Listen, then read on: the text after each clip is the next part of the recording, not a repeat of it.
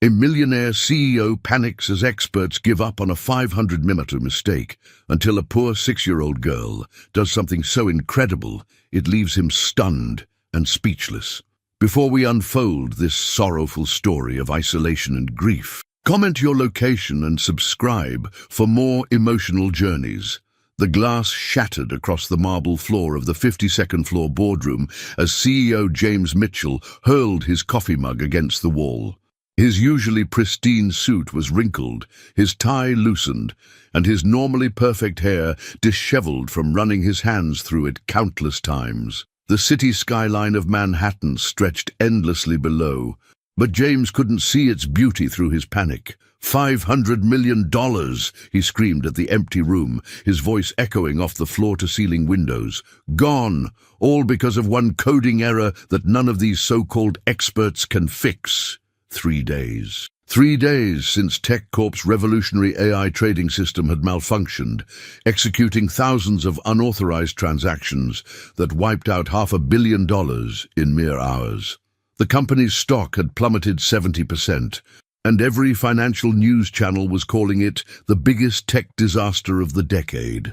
James collapsed into his leather chair, staring at the resignation letters scattered across his mahogany desk. Dr. Sarah Chen, MIT's finest computer scientist, Professor David Rodriguez from Stanford, even Marcus Webb, the legendary hacker who'd helped create Silicon Valley's most secure systems. All of them had thrown in the towel after 72 hours of failed attempts. His phone buzzed with another call from the board of directors. James ignored it, knowing they were preparing to remove him from the company he'd built from nothing. His life's work was crumbling, and there was nothing he could do to stop it. A soft knock interrupted his despair. Mr. Mitchell. His assistant's voice was barely audible through the heavy oak door. There's someone here to see you. Tell whoever it is that I'm not seeing anyone, James called back, his voice hoarse from exhaustion. Sir, it's a little girl. She says she can help with the computer problem. James almost laughed at the absurdity. A child, when the world's brightest minds had failed? But something in his assistant's tone made him pause. There was an odd uncertainty there, as if she herself couldn't believe what she was saying. Send her away, Rebecca. I don't have time for games. She knows about the Fibonacci sequence in your trading algorithm, sir. She specifically mentioned the recursive loop error in the quantum processing module. The words hit James like a lightning bolt. Those technical details weren't public knowledge. Only 5 people in the entire company knew about the Fibonacci implementation, and 3 of them had already quit. How could a child possibly know such classified information? His hands trembling, James pressed the intercom button. Send her in. The door opened, and James felt his breath catch in his throat. A small figure stepped into his massive office, her tiny frame dwarfed by the towering bookshelves and expensive artwork. She couldn't have been more than 6 years old, with tangled blonde hair that looked like it hadn't been properly combed in days. Her clothes were clean, but clearly second-hand, a faded pink dress that was slightly too big for her small frame, and worn sneakers that had seen better days. But it was her eyes that stopped James cold. They were the most striking blue he'd ever seen, and they held an intelligence that seemed impossible for someone so young.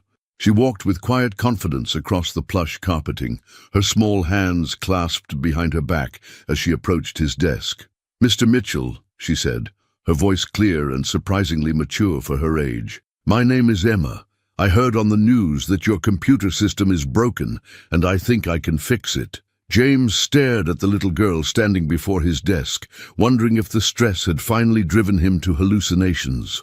Emma, that's what she'd called herself, looked up at him with those impossibly intelligent blue eyes, waiting patiently for his response. Emma, he said slowly, trying to keep his voice gentle despite his frayed nerves. How did you get past security? And how do you know about our computer problems? I told the guard downstairs that I had important information about your Fibonacci sequence, she replied matter-of-factly. He didn't understand what I meant, but he called someone, and they let me come up. James felt a chill run down his spine. The security protocols at TechCorp were among the strictest in the industry. The fact that a 6-year-old had managed to talk her way to the top floor using technical jargon was both impressive and deeply unsettling. "Emma, where are your parents? Does someone know you're here?" For the first time, the child's confident demeanor faltered slightly. Her small hands fidgeted with the hem of her dress, and she looked down at the floor. "It's just me," she whispered. "But that's okay. I'm used to taking care of myself." The words hit James harder than he expected. There was something heartbreaking about the way she said it, with such resigned acceptance. He found himself leaning forward in his chair, his business instincts temporarily overridden by genuine concern. "How did you learn about computer programming, Emma? These are very advanced concepts." Her face brightened immediately, the sadness replaced by obvious pride and excitement. "My mama taught me. She's the smartest person in the whole world. She used to work with computers before—" Emma's voice trailed off, and that lost look returned to her eyes. "Before what, sweetheart? Before she had to go away. But she taught me everything first. She said knowledge was the most important gift she could give me, because no one could ever take it away." James felt his chest tighten. There was clearly more to this story, but something told him not to push too hard. Instead, he decided to test the child's claimed abilities. If she was some kind of prodigy, it would become apparent quickly enough. "Emma, can you tell me what you think is wrong with our trading system?" Without hesitation, she began to explain in startling detail. "Your algorithm uses a modified Fibonacci sequence to predict market fluctuations, but there's a recursive loop error in lines 847 through 851 of your quantum processing module. When the market volatility exceeds your predetermined threshold, the system doesn't know when to stop calculating, so it keeps making trades until it runs out of available funds." James's mouth fell open. She'd just described in perfect technical detail exactly what their team of experts had spent 3 days trying to understand. More than that, she'd identified the specific lines of code where the error occurred, something even Dr. Chen hadn't been able to pinpoint. That's exactly right," he stammered. "But Emma, how could you possibly know our specific code structure? That information is classified." She tilted her head slightly, a gesture that reminded him of a curious bird. "I can see patterns, Mr. Mitchell. Mama always said I had a special gift for understanding how things connect to each other. When I heard the news report about your company losing money because of computer mistakes, I knew exactly what kind of error it had to be." "And you think you can fix it?" Emma nodded solemnly. "I can fix it in about 10 minutes. But first, I need to ask you something important." James found himself holding his breath. "What's that?" "If I help you save your company, will you help me find my mama?" The question hung in the air like a challenge, and James felt something shift deep in his chest. This wasn't just about fixing a computer error anymore. This little girl, this impossibly brilliant child, was asking for his help in return for saving his entire life's work. "Emma," he said carefully, "what happened to your mother? Where did she go?"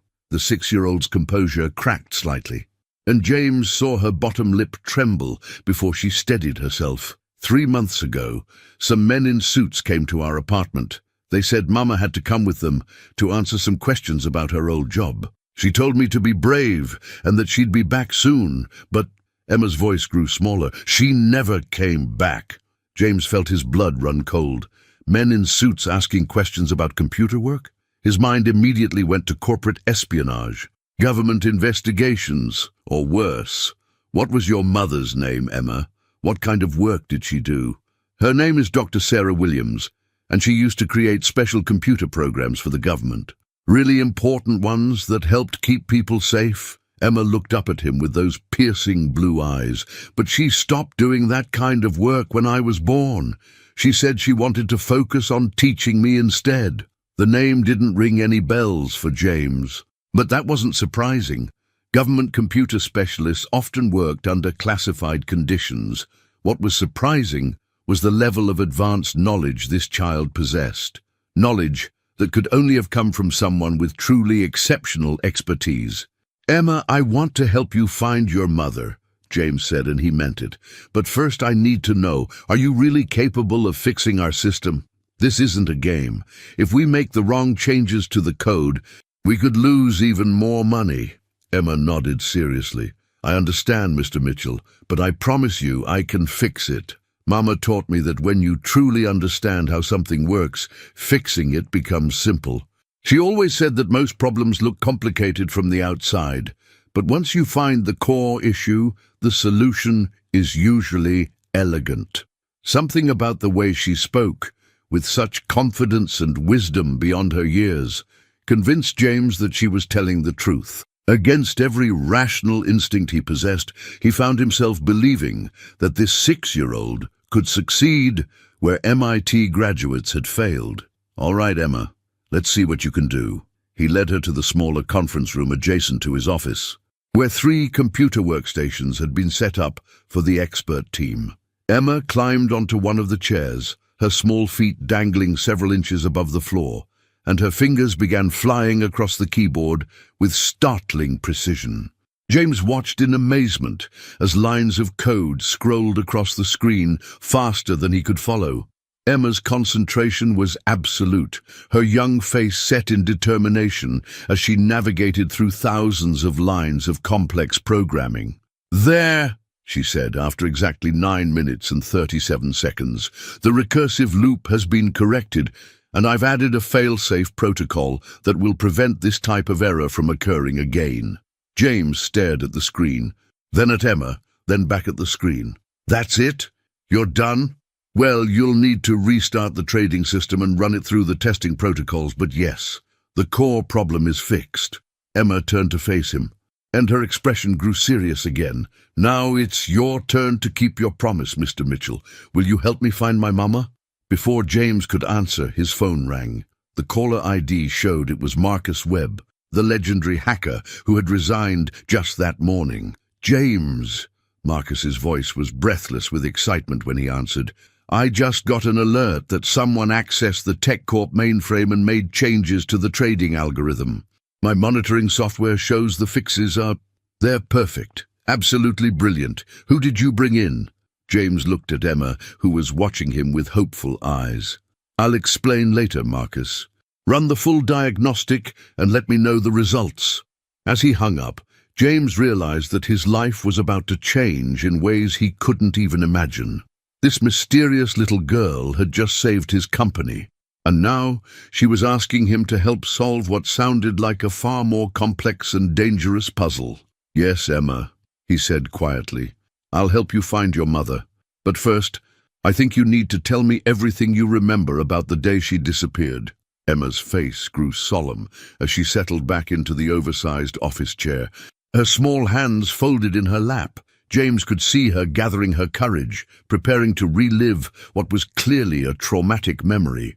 "It was a Tuesday morning," she began, her voice steady despite the pain in her eyes. "Mama was making pancakes, the special ones with blueberries that she only made on important days. I thought maybe it was because I had finally solved the advanced calculus problems she'd given me the night before." James felt his eyebrows rise. Advanced calculus at 6 years old, but he remained silent, letting Emma continue her story. "She seemed nervous, though. She kept looking out the window, and she made me practice what she called safety protocols, which door to use if strangers came, where to hide, and how to contact the emergency numbers she'd taught me. I thought it was just another one of our learning games." The little girl paused, swallowing hard before continuing. "Then there was a knock at the door. 3 men in dark suits, just like in the movies. Mama told me to go to my room and close the door, but I could hear everything through the walls." "What did they say, Emma?" "They said they were from something called the National Security Agency, and that they needed her to come with them immediately. They mentioned something about Project Quantum Shield and said there had been a security breach."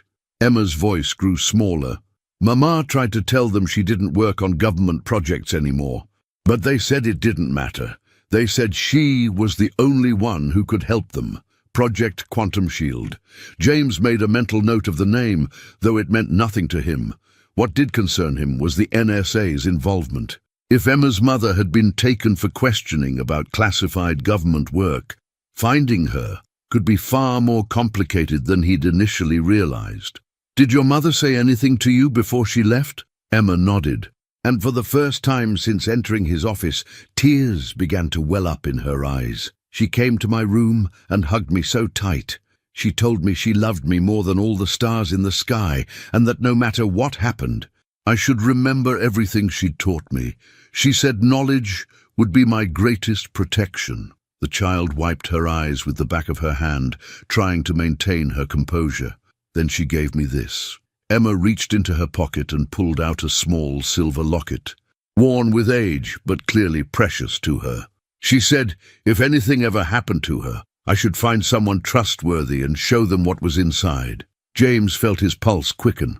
"What's inside?" "Emma?" With careful fingers, Emma opened the locket. Inside, instead of a photograph, was a tiny piece of paper with what appeared to be a complex series of numbers and letters. To most people, it would look like random code, but James recognized it immediately as some form of encrypted data. "Emma, have you shown this to anyone else?" She shook her head. "Mama always said that trust was something you had to earn, and that I should be very careful who I shared our secrets with. But when I saw on the news that your company was in trouble, and I realized I could help, I thought maybe you might be the trustworthy person she meant." James felt the weight of responsibility settling on his shoulders. This little girl had just entrusted him with what was clearly crucial information, and he was beginning to understand that Emma's mother's disappearance might be connected to something much larger and more dangerous than a simple government interview.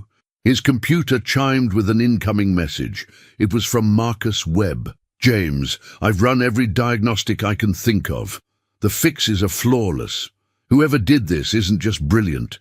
They're operating on a level I've never seen before. The trading system is not only repaired, but it's actually improved. You need to tell me who your mystery programmer is." James looked at Emma, who was watching him with those impossibly wise blue eyes. "Emma, I need you to understand something. If we're going to find your mother, it might be dangerous. There could be people who don't want us to succeed." The 6-year-old straightened her shoulders, and James saw a flash of fierce determination that reminded him of seasoned business executives facing hostile takeovers. "Mr. Mitchell, I've been taking care of myself for 3 months. I've learned how to stay invisible when I need to, how to find food and safe places to sleep, and how to avoid the kind of people who might hurt me. I'm not afraid of dangerous." Her words hit James like a physical blow. This child, this brilliant, brave little girl, had been living on the streets, surviving entirely on her own, while searching for her missing mother. The thought made his chest tight with anger and protectiveness. "Well, you won't have to take care of yourself anymore," he said firmly. "From now on, Emma, you're under my protection, and I promise you we're going to find your mother." As he spoke the words, James realized that his carefully ordered life was about to become extraordinarily complicated. But looking at Emma's hopeful smile, he knew he wouldn't have it any other way. The next morning, James arrived at his office to find Emma already there, curled up in one of the leather chairs in his reception area. She was wearing the same faded pink dress from the day before, and her blonde hair looked like she'd tried to brush it with her fingers. Rebecca, his assistant, was kneeling beside the chair, offering Emma a steaming cup of hot chocolate and a plate of pastries from the executive dining room. "She was here when I arrived at 6:30, Rebecca whispered to James as he approached. "She said you told her she was under your protection now." "James, what's going on?" James felt a surge of emotion as he realized Emma had taken his words literally. She'd probably spent the night somewhere in the building, too afraid to leave, in case she lost her chance for help. "It's a long story, Rebecca. Emma is going to be staying with us for a while." Emma looked up as James approached, and he could see the relief in her eyes. "Good morning, Mr. Mitchell. I hope it's okay that I came early. I wanted to help you prepare for finding Mama." "Of course it's okay. But Emma, "Where did you sleep last night?" She pointed toward a small alcove near the elevator banks. "There's a comfortable couch over there, and the security guard, Mr. Peterson, brought me a blanket. He's very nice. He said his granddaughter is about my age." James made a mental note to speak with Peterson later. The man had clearly gone above and beyond his duties to ensure Emma's safety. "Well, from now on you'll have proper accommodations. But first, I think we need to decode what's in your mother's locket." He led Emma into his office, where he'd already set up a secure workstation for examining the encrypted data. As Emma climbed into the chair beside his desk, James carefully photographed the tiny piece of paper from the locket, then projected the image onto his large monitor. The code was unlike anything he'd seen before, a complex mixture of numbers, letters, and symbols that seemed to follow no recognizable pattern. But as James studied it more closely, he began to notice subtle mathematical relationships between certain sequences. "Emma, when your mother taught you about codes and encryption, did she ever show you anything like this?" Emma studied the screen intently. Her young face scrunched in concentration. "It looks like Mama's special language. She called it layered encryption, where you have to solve one puzzle to reveal the next puzzle, like opening boxes inside of boxes." "Can you read it?" "I think so. Mama always said that the key to understanding her codes was to remember that she thought like a mathematician, not like a computer." Emma pointed to a series of numbers in the upper left corner. "See these? They're not random. They're the Fibonacci sequence, but she skipped every third number. That's her way of telling me to look for patterns in groups of 2. James watched in amazement as Emma began to decode the message, her small finger tracing connections between different parts of the encrypted text. Within 20 minutes, she had revealed what appeared to be coordinates, a date, and a single phrase: "Guardian Angel Protocol Active." "Guardian Angel Protocol," James repeated. "Emma, did your mother ever mention anything called Guardian Angel?" Emma shook her head, but then paused. "Wait, sometimes, when she thought I was sleeping, I would hear her talking on the phone to someone. She would say things like, 'The Guardian is secure,' or 'Angel status confirmed.' I always thought she was talking about me, because she used to call me her little angel." A chill ran down James's spine. If Dr. Sarah Williams had been involved in something called Guardian Angel Protocol, and if she'd been taken by the NSA because of a security breach, then Emma might be in more danger than either of them realized. His thoughts were interrupted by a knock on his office door. Rebecca's voice came through the intercom. "Mr. Mitchell, there are 2 men here to see you. They say they're from the government, and they're asking about a computer security incident." James felt his blood turn to ice. He looked at Emma, whose face had gone pale with recognition and fear. "Mama told me this might happen," she whispered. "She said if men in suits ever came looking for her work, I should disappear immediately." "It's okay. Emma, you're safe here." But even as he said the words, James wasn't entirely sure they were true. If these men were connected to Sarah Williams's disappearance, they might very well be looking for Emma. He pressed the intercom button. "Rebecca, please tell them I'm in a meeting and can't be disturbed. Schedule them for later this afternoon." "Sir, they're being quite insistent. They say it's a matter of national security." James's mind raced. He needed to buy time to figure out what was happening and to ensure Emma's safety. "Tell them I'll meet with them at 3 o'clock. No earlier." As Rebecca's footsteps faded down the hallway, James turned to Emma. "I need you to listen to me very carefully. We're going to find your mother, but first we need to understand exactly what kind of work she was doing and why these people are so interested in finding her." Emma nodded gravely. "Mama always said that the most dangerous knowledge was the kind that could protect people, because there were always others who wanted to use it to hurt people instead." James realized that he was no longer just dealing with a missing person case. He was potentially caught in the middle of a government conspiracy, and the brilliant 6-year-old sitting in his office might be the key to something far more significant than either of them understood. James spent the next few hours making discreet inquiries through his network of contacts in the tech industry and government contracting. What he discovered made his stomach churn with worry. Dr.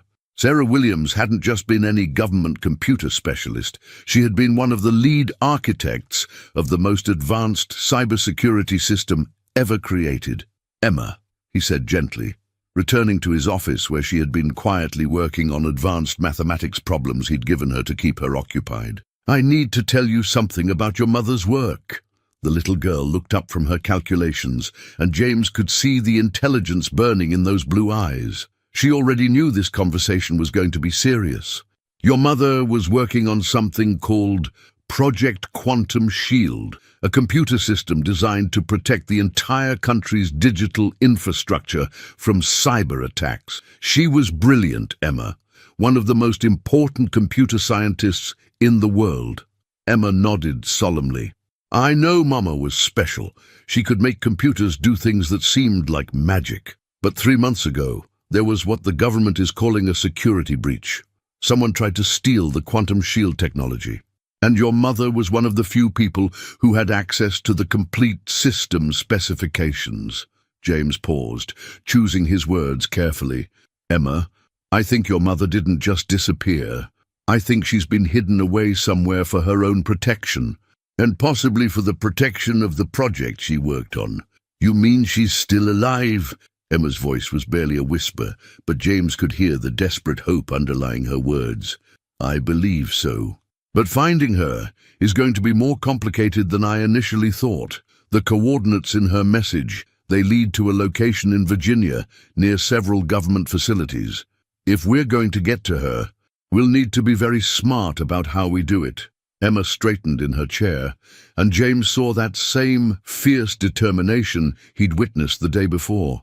"What do we need to do? First, we need to understand exactly what Guardian Angel Protocol means. I have a feeling it's not just about protecting your mother. It might be about protecting you, too." Before Emma could respond, James's secure phone line rang.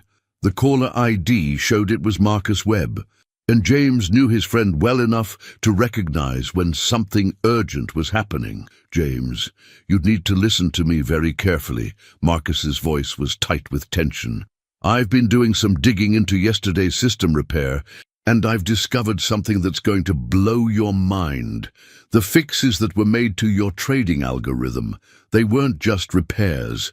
They were upgrades that implement quantum encryption protocols I've never seen before." James felt his pulse quicken. "What are you saying, Marcus?" "I'm saying that whoever fixed your system has access to classified quantum computing technology that's at least 10 years ahead of anything publicly available. James, this level of advancement could only come from someone with access to the most highly classified government research projects." James looked at Emma, who was watching him with those impossibly wise eyes. "Marcus, I need you to do me a favor. I need you to research everything you can find about Project Quantum Shield and something called Guardian Angel Protocol. But be careful, this might be dangerous territory." "Guardian Angel." Marcus's voice grew quiet. "James, where did you hear that name? Why do you recognize it? There are rumors in certain circles about a classified program designed to protect key assets in case of national emergencies. They say Guardian Angel Protocol is activated when someone with critical knowledge needs to be kept safe at all costs. James, if you're dealing with Guardian Angel, you're in deeper waters than you realize." As James hung up the phone, he looked at Emma and suddenly understood why she possessed such extraordinary abilities. Her mother hadn't just been teaching her advanced mathematics and computer programming as intellectual exercises. Dr. Sarah Williams had been preparing her daughter to carry on her work if something happened to her. "Emma," he said quietly, "I think your mother left you more than just knowledge. I think she left you her life's work, and I think that's why those men are looking for you." Emma's blue eyes grew wide with understanding. "Mama always said that if something happened to her, I would need to be ready to help protect people. She said that was my destiny." James felt the weight of responsibility settling even more heavily on his shoulders. He wasn't just helping a lost child find her mother anymore. He was potentially responsible for protecting the future of national cybersecurity, a future that might rest in the hands of a 6-year-old genius. The clock on his wall chimed 2:30.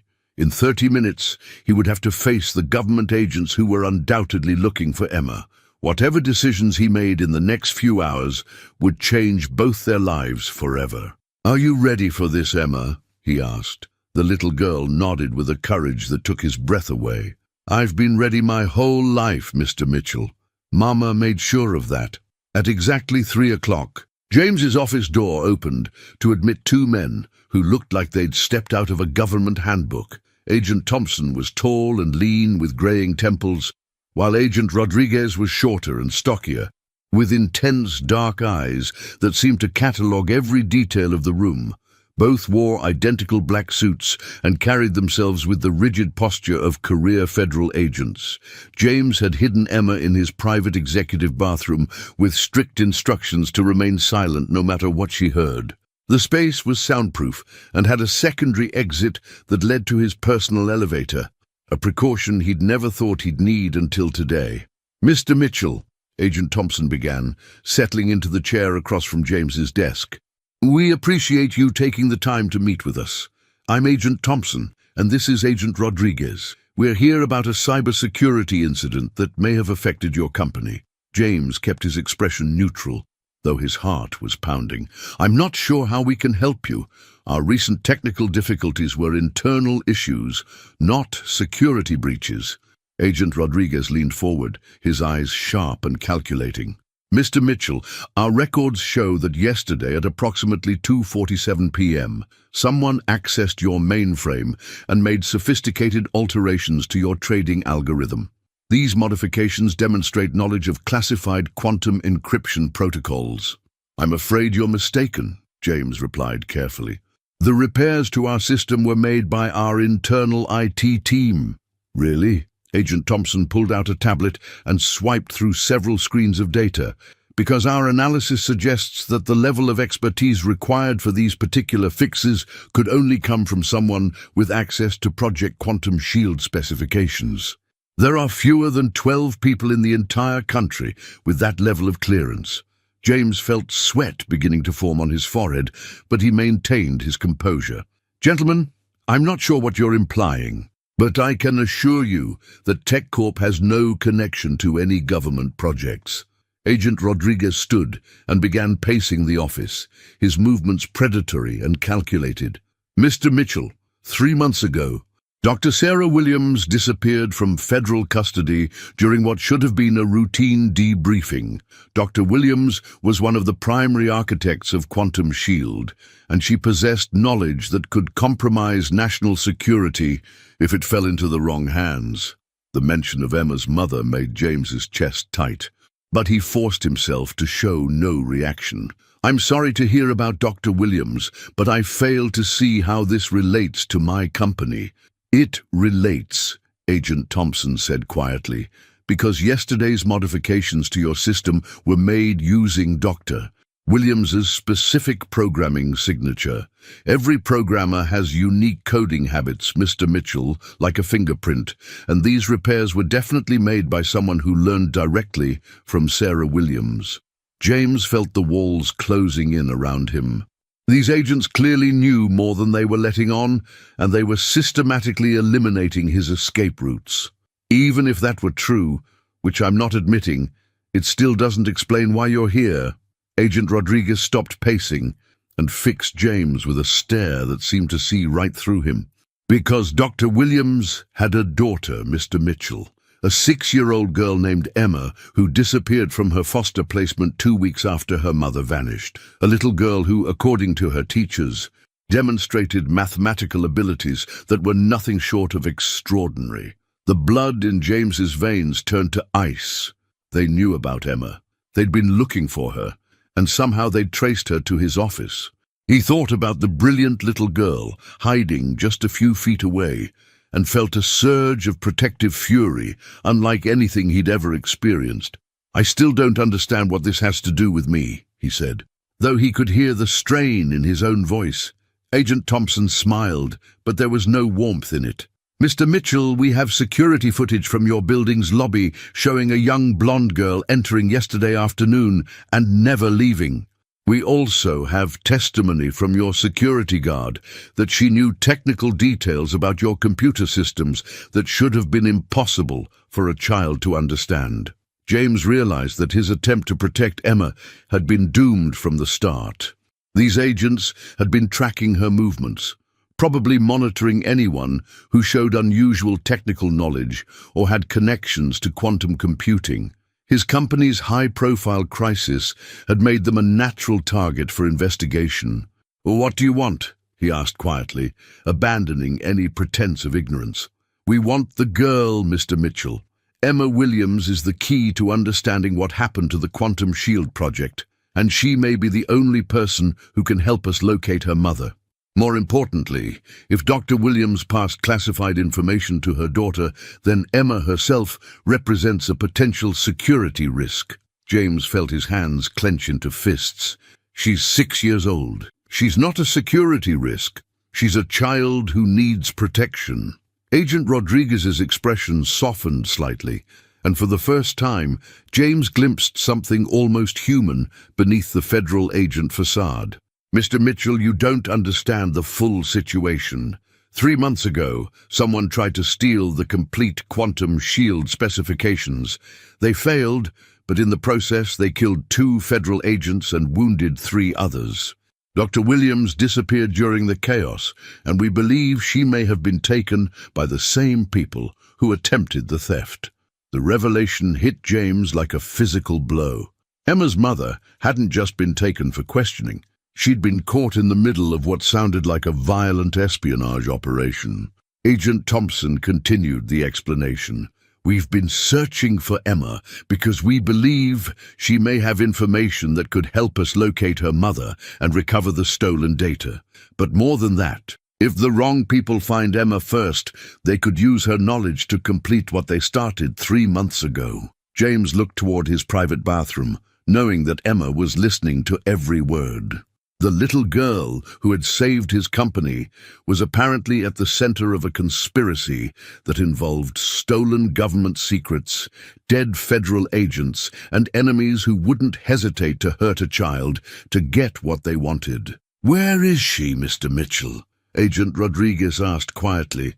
"We know she's here, and we know you're trying to protect her, but the best way to keep her safe is to let us take her into protective custody." James made a decision that would either save Emma's life or destroy both of their futures. "I want to speak with her first, alone." James stood slowly, his mind racing as he tried to buy time and formulate a plan. "If Emma is here, and if she's been through what you're describing, then she's probably terrified. Let me talk to her first. Explain that you're here to help, not hurt her." Agent Thompson exchanged a glance with his partner before nodding.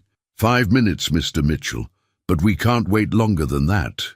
Every moment she's unsecured is a moment our enemies might find her first." James walked deliberately toward his private bathroom, his heart pounding as he considered his options.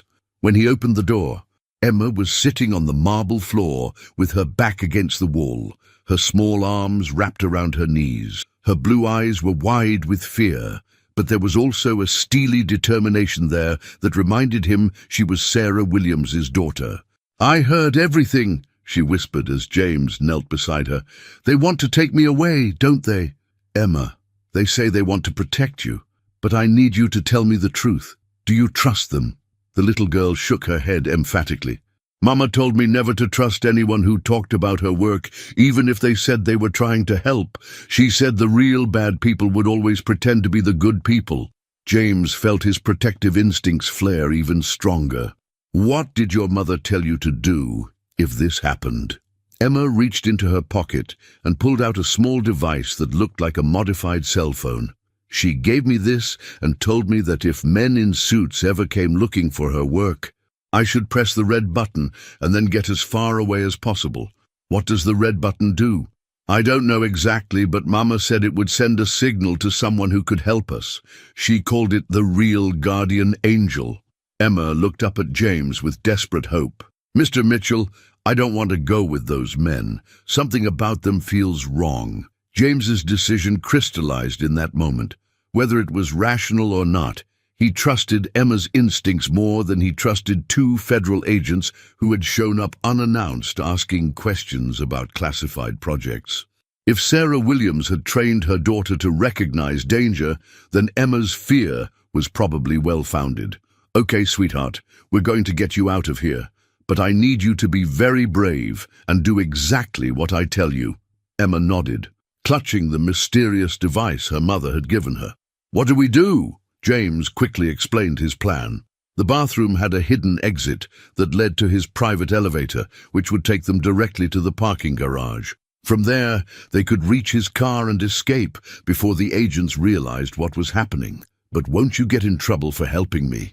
Emma asked, her concern for his welfare touching James deeply. Don't worry about me, Emma. Right now, the most important thing is keeping you safe until we can figure out what's really going on.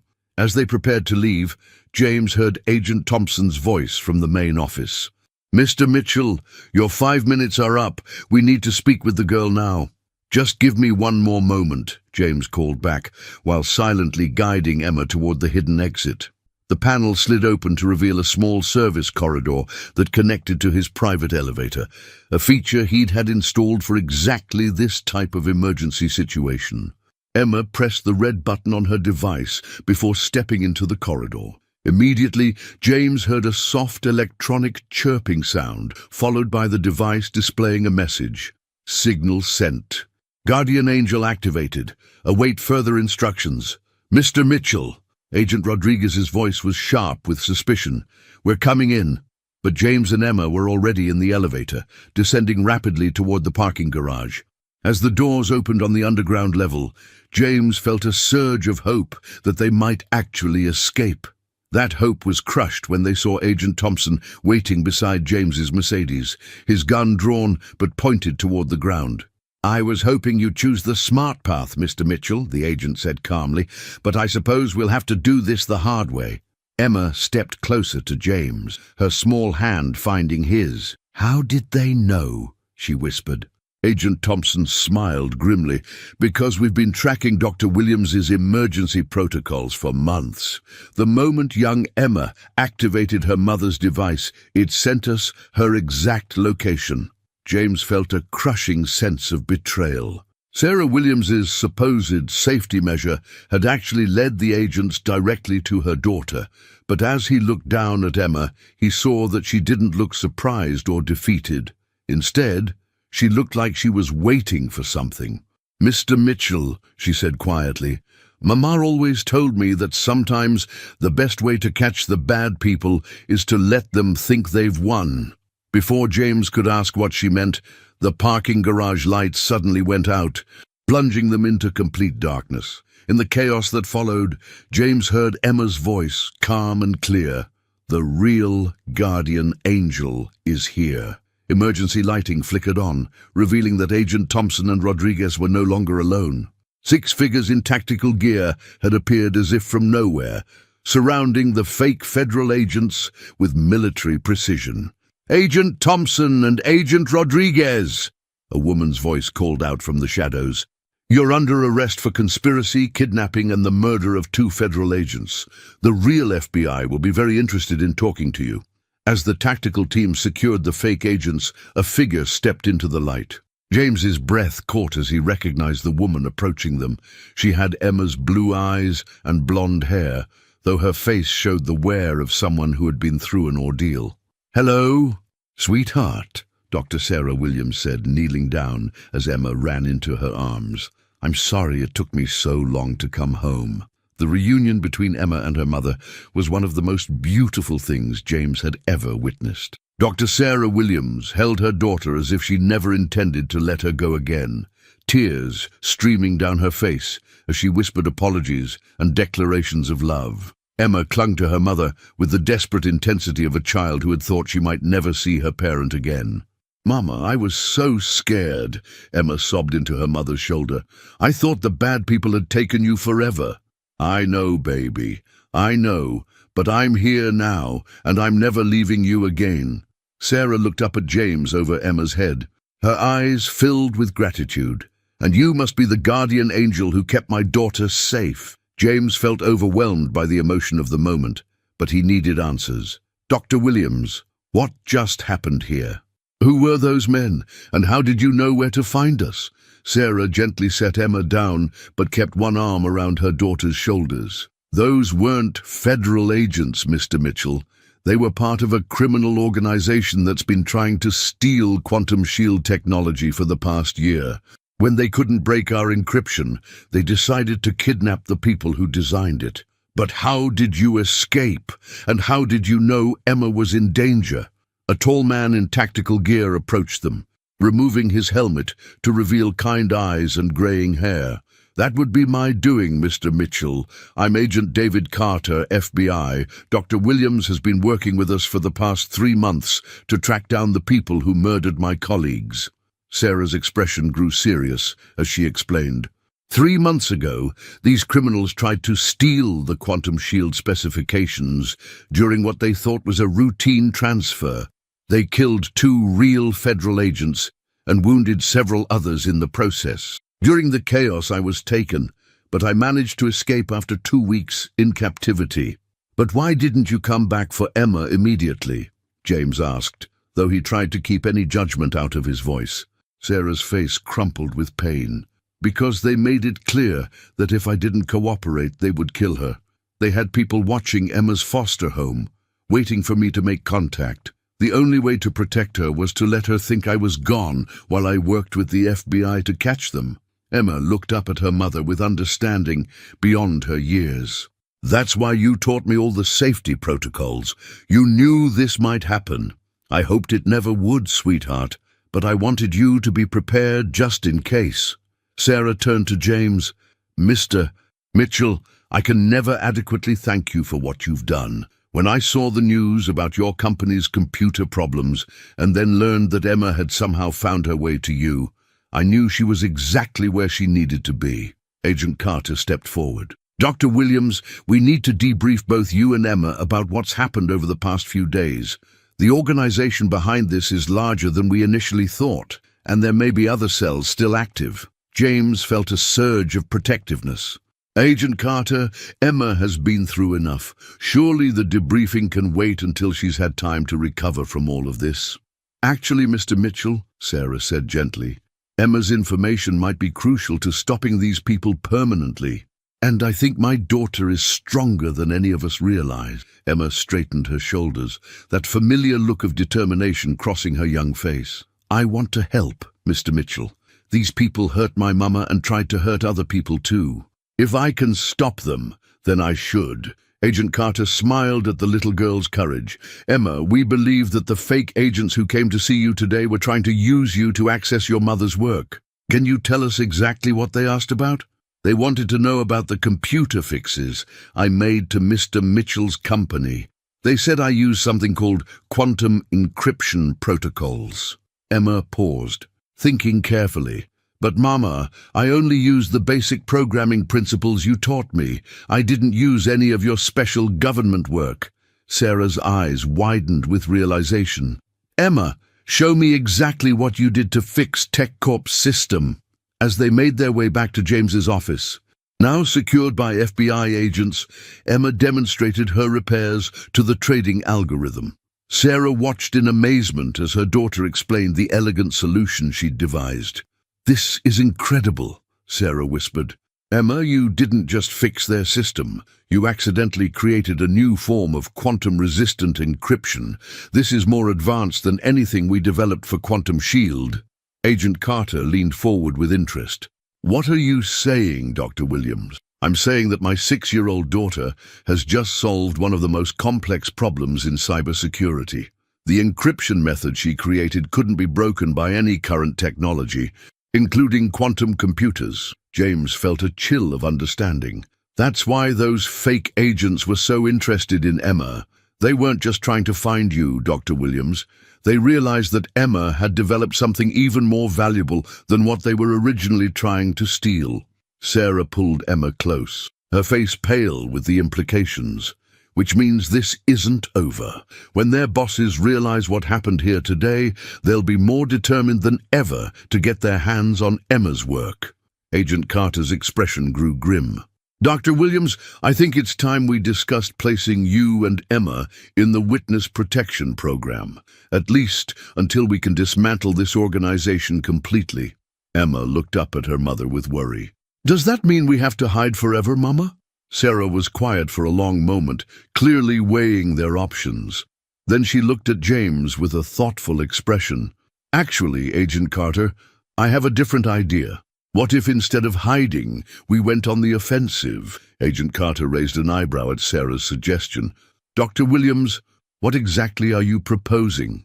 Sarah looked around the room, her brilliant mind clearly formulating a plan.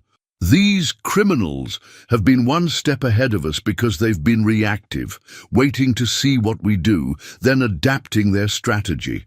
But what if we gave them exactly what they think they want? Mama, I don't understand, Emma said, though her blue eyes showed she was following her mother's logic more than her words suggested. Emma, remember when you were little and that bully at the playground kept taking your toys? What did we do? Emma's face brightened with understanding. We brought a toy that looked really special but was actually broken inside. When he took it and it didn't work, everyone saw what kind of person he really was. James felt a chill of realization. You want to use Emma as bait. Not Emma herself, Sarah clarified quickly, but her reputation. The criminal organization now knows that a 6-year-old girl has created encryption technology beyond anything they've seen. They'll be desperate to acquire that knowledge. Agent Carter shook his head. Dr. Williams, it's too dangerous. We can't risk Emma's safety on a plan like this. We won't be risking her safety, Sarah insisted. We'll be ensuring it. Right now, Emma is a target because these people think she's vulnerable and accessible. But what if we make them come to us on our terms, in a controlled environment? James was beginning to understand Sarah's strategy. You want to announce Emma's breakthrough publicly, make it impossible for them to operate in secret anymore. Exactly. Mr. Mitchell, your company just experienced one of the most dramatic turnarounds in corporate history. The business world is already talking about your miraculous recovery. What if we revealed that it was accomplished by a child prodigy who had developed revolutionary encryption technology? Emma tugged on her mother's sleeve. But Mama, won't that make the bad people want to find me even more? Sarah knelt down to her daughter's level. Yes, sweetheart. But it will also make it impossible for them to hurt you without the whole world watching. Right now, they can operate in shadows because nobody knows you exist. But if you become famous, if everyone knows about your abilities, then any attempt to kidnap or harm you would immediately point back to them. Agent Carter was warming to the idea. It could work. If we announced that TechCorp's recovery was due to breakthrough encryption technology developed by a child genius, every law enforcement agency in the world would be watching for any attempt to exploit or harm her. James felt his protective instincts warring with his logical mind. But what about Emma's childhood? Her chance to be a normal little girl? Emma looked up at him with those impossibly wise blue eyes. Mr. Mitchell, I stopped being a normal little girl the day Mama taught me my first encryption algorithm. But maybe I can be something better, someone who helps protect other people. Sarah smiled at her daughter's courage. Emma, if we do this, your life will change forever. You'll be famous, but you'll also always have to be careful. Are you sure this is what you want? Emma was quiet for a long moment, considering the weight of the decision. Then she nodded with determination that took James's breath away. Mama, you taught me that knowledge is meant to be shared to help people. If my knowledge can stop the bad people and protect other families, then that's what I want to do. Agent Carter pulled out his phone. I'll need to run this by my superiors, but I think they'll approve the plan. Dr. Williams, how quickly could you prepare a public demonstration of Emma's encryption breakthrough? Give me 2 days, Sarah replied. I'll need time to create a safe, controlled version of Emma's algorithm. Something that demonstrates her abilities without revealing the actual encryption keys. James realized that his role in this extraordinary story was far from over. "And I suppose TechCorp will be hosting this demonstration?" Sarah nodded. "Mr. Mitchell, you've already done so much for us. But if you're willing, your company could become the public face of this breakthrough. It would provide legitimacy and protection for Emma, while also positioning TechCorp as a leader in cybersecurity innovation." "Of course I'm willing," James said without hesitation. "Emma saved my company. It's only fair that my company helps save her." Agent Carter finished his phone call and turned back to the group. "It's approved. We'll have 48 hours to set up security protocols and prepare for the public announcement. Dr. Williams, we'll need you to work with our technical team to ensure that nothing classified gets revealed during the demonstration." As the group began planning the details of their ambitious strategy, James marveled at how much his life had changed in just 2 days. He'd gone from a desperate CEO facing bankruptcy to a key player in a plan to stop international criminals and protect a child genius who had become like a daughter to him. Emma tugged on his sleeve, bringing him back to the present moment. "Mr. Mitchell, are you sure you want to help us? This might be dangerous for you too." James knelt down to Emma's level, taking her small hands in his. "Emma, 2 days ago you saved my company and my life's work. Now it's my turn to help save yours. We're a team now, and teams stick together no matter what." Emma's smile was brighter than all the lights in Manhattan. "Thank you, Mr. Mitchell. I knew you were the right person to trust." As James looked around at Sarah, Emma, and Agent Carter, he realized that he wasn't just part of a plan anymore. He was part of a family. And he would do whatever it took to protect that family, even if it meant facing down international criminals and changing the course of cybersecurity history. 2 days later, TechCorp's main conference hall was packed with reporters, tech industry leaders, and government officials. James stood at the podium, looking out at the sea of cameras and microphones, knowing that the next hour would either make history or put everyone he cared about in mortal danger. "Ladies and gentlemen," he began, his voice steady despite his racing heart, 2 days ago, TechCorp faced what seemed like an insurmountable crisis.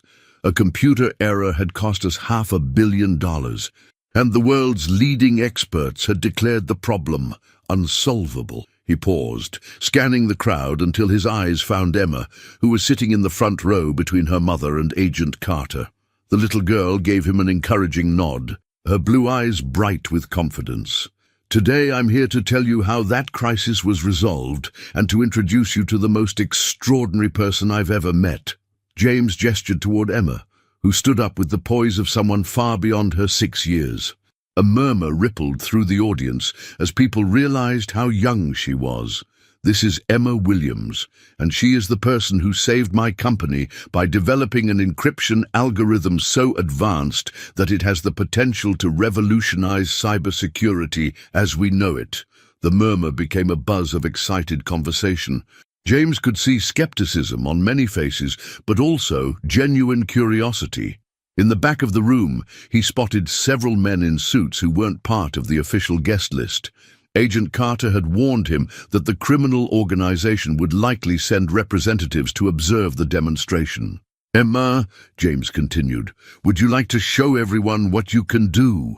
Emma walked confidently to the computer workstation that had been set up on the stage. Her small fingers flew over the keyboard as she began typing lines of code on the large screen behind her. The mathematical formulas and programming structures were so complex that most of the audience couldn't follow them, but the tech experts in the room were leaning forward with increasing amazement. "What Emma is creating," Sarah explained from her position beside the stage, "is a quantum-resistant encryption algorithm that can protect data from even the most advanced hacking attempts. The mathematical foundation is based on principles that most computer scientists wouldn't discover until they'd been studying cryptography for decades." Emma finished her demonstration and turned to face the audience. "The most important thing about encryption," she said in her clear, young voice, "is that it should protect good people from bad people. My mama taught me that knowledge is only valuable if it helps make the world safer."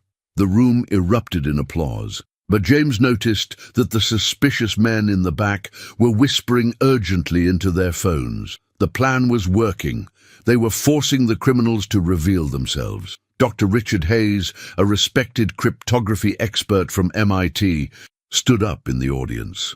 "Emma, I've been studying encryption for 30 years, and I have to admit I'm having trouble following some of your mathematical foundations. Could you explain how you developed this approach?" Emma smiled, clearly in her element. "Dr. Hayes, most people try to make encryption harder by making the math more complicated. But my mama taught me that the best protection comes from thinking about problems differently than everyone else expects." She turned back to the computer and began writing a new algorithm on the screen. "See, instead of trying to build bigger walls, I built a maze that changes every time someone tries to enter it. The key isn't just a password, it's an understanding of how the maze thinks."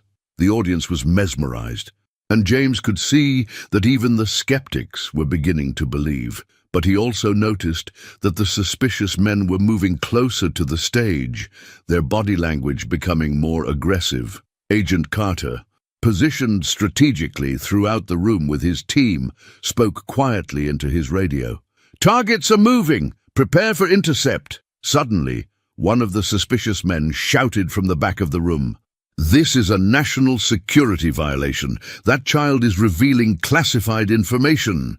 The room erupted in confusion as the man began pushing toward the stage. But Emma remained calm, continuing to work at her computer as if nothing was happening. "Actually," she said loudly enough for everyone to hear, "I'm not revealing anything classified.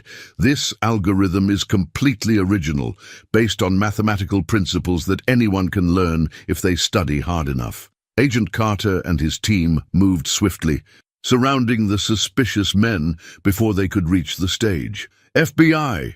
Carter called out. "Nobody move!" James stepped back to the microphone as the situation unfolded. "Ladies and gentlemen, what you're witnessing is exactly why this demonstration was necessary. There are people who want to steal and weaponize Emma's knowledge, but we believe that transparency and public awareness are the best protection against such threats." As the FBI agents escorted the criminals from the room, Sarah took the microphone. "Emma's breakthrough represents more than just advanced mathematics. It represents the power of a child's mind to see solutions that adults miss because we're limited by conventional thinking." Emma completed her final demonstration, showing how her algorithm could protect everything from personal emails to military communications. The audience was in awe, and James could see that they'd accomplished their primary goal. Emma was now too famous and too valuable for the criminals to target without massive international attention. As the formal presentation concluded, Emma walked over to James and took his hand. "Mr. Mitchell, do you think we did it? Do you think Mama and I are safe now?" James squeezed her small hand gently. "Emma, I think you just changed the world, and yes, I think you're going to be very safe from now on." Dr. Hayes approached them as the crowd began to disperse. "Emma, I have to ask, would you be interested in working with my team at MIT? We could use someone with your unique perspective." Emma looked up at her mother, then at James. "Dr. Hayes, I appreciate the offer, but I think I'd like to stay here with Mr. Mitchell and help make TechCorp the safest computer company in the world. Besides," she added with a grin that reminded James why he'd fallen in love with her brilliant mind, "I still have a lot more to learn from my mama." As they walked off the stage together, James, Emma and Sarah, James realized that his life had been forever changed by a little girl who had knocked on his office door just 4 days ago. Emma had saved his company, but more than that, she had given him a family and a purpose he never knew he was missing. 6 months later, James stood in his newly renovated office, watching Emma work at a specially designed workstation that accommodated her small stature. The past half-year had brought changes he never could have imagined when his company was on the brink of collapse. TechCorp had become the most sought-after cybersecurity firm in the world, with Emma as their youngest ever chief innovation officer. Her quantum-resistant encryption technology was now protecting everything from hospitals to space missions, and she had revolutionized how the entire industry thought about digital security. "Mr. Mitchell," Emma called out, not looking up from her triple monitor setup, "I think I've figured out how to make our customer protection system even better. What if we could create an algorithm that actually learns from attempted attacks and gets stronger each time?" James walked over to see what she was working on, still amazed daily by the brilliance of this remarkable child. "Show me what you're thinking, Emma." As Emma excitedly explained her latest breakthrough, Sarah entered the office carrying 2 cups of coffee and a small mug of hot chocolate. The past 6 months had been good to her as well. She had been appointed as TechCorp's Director of Advanced Research, and the worry lines that had etched her face during their ordeal had been replaced by laugh lines from watching her daughter flourish. "How are my 2 favorite geniuses doing today?" Sarah asked, settling into the comfortable chair they'd placed near Emma's workstation. "Mama, look at this!" Emma bounced in her chair with excitement. "I think I can create an encryption system that actually becomes more secure every time someone tries to break it. It's like a computer that learns to protect itself." Sarah examined her daughter's work with the practiced eye of someone who had spent years in advanced cybersecurity research. "Emma, this is extraordinary. You're essentially creating artificial intelligence that specializes in self-defense." James felt a familiar surge of pride and protectiveness as he watched Emma work. The past 6 months had proven that their strategy had been exactly right. Emma's fame and public status had made her untouchable to the criminal organizations that had once threatened her family. But more than that, it had allowed her to use her gifts to help people on a global scale. Agent Carter knocked on the office door, entering with the easy familiarity of someone who had become part of their extended family. "Emma, Sarah, James, I have news about the last of the criminal cells." Emma immediately gave him her full attention. Over the past months, Carter had kept them informed about the ongoing investigation into the organization that had threatened them.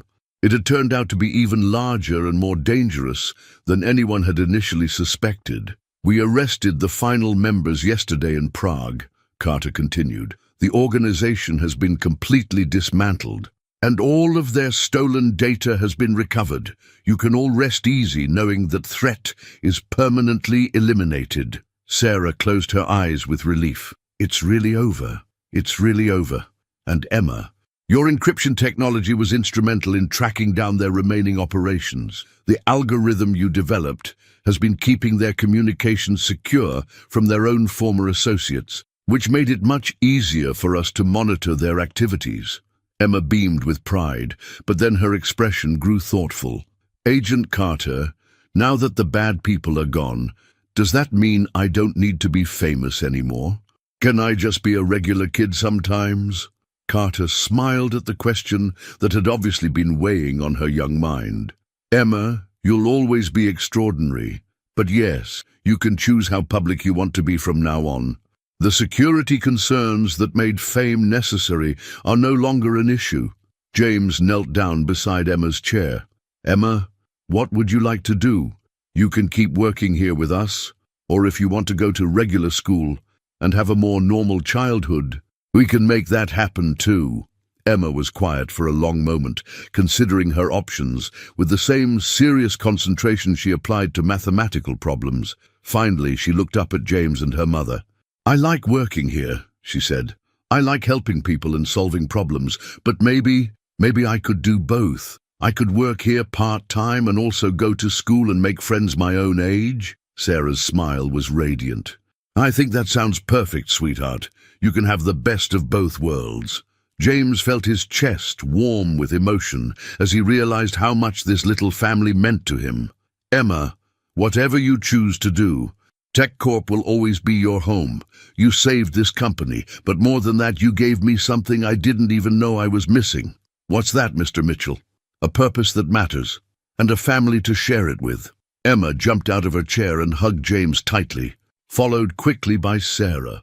As the 3 of them stood together in the office that had once been the site of James's greatest despair, he marveled at how completely his life had been transformed. Emma Williams, the brilliant, brave little girl who had knocked on his door during his darkest hour, had not only saved his company, but had shown him what it meant to be part of something bigger than himself. She had taught him that true success wasn't measured in dollars or stock prices, but in the difference you could make in the lives of people who mattered.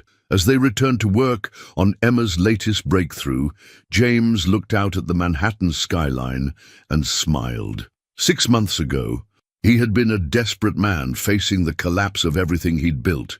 Today, he was part of a family that was changing the world, one algorithm at a time.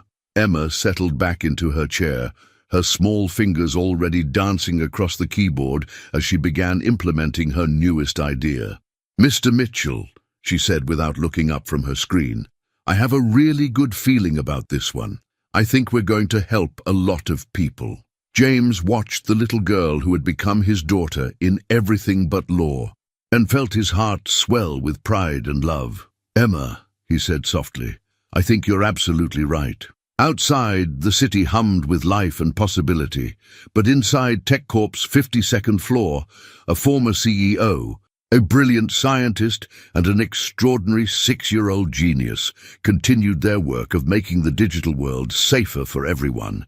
It was exactly where they all belonged, and exactly the family they were meant to be. The story that had begun with a desperate crisis and a mysterious little girl knocking on a corporate door had become something beautiful, a tale of how courage, intelligence, and love could overcome any obstacle, and how sometimes the most unlikely heroes come in the smallest packages. Emma Williams had saved more than just a company. She had saved the people she loved, and in doing so, she had created a legacy that would protect countless others for generations to come. And as she worked on her next breakthrough, surrounded by the family she had chosen and who had chosen her in return, Emma knew that this was only the beginning of their story together.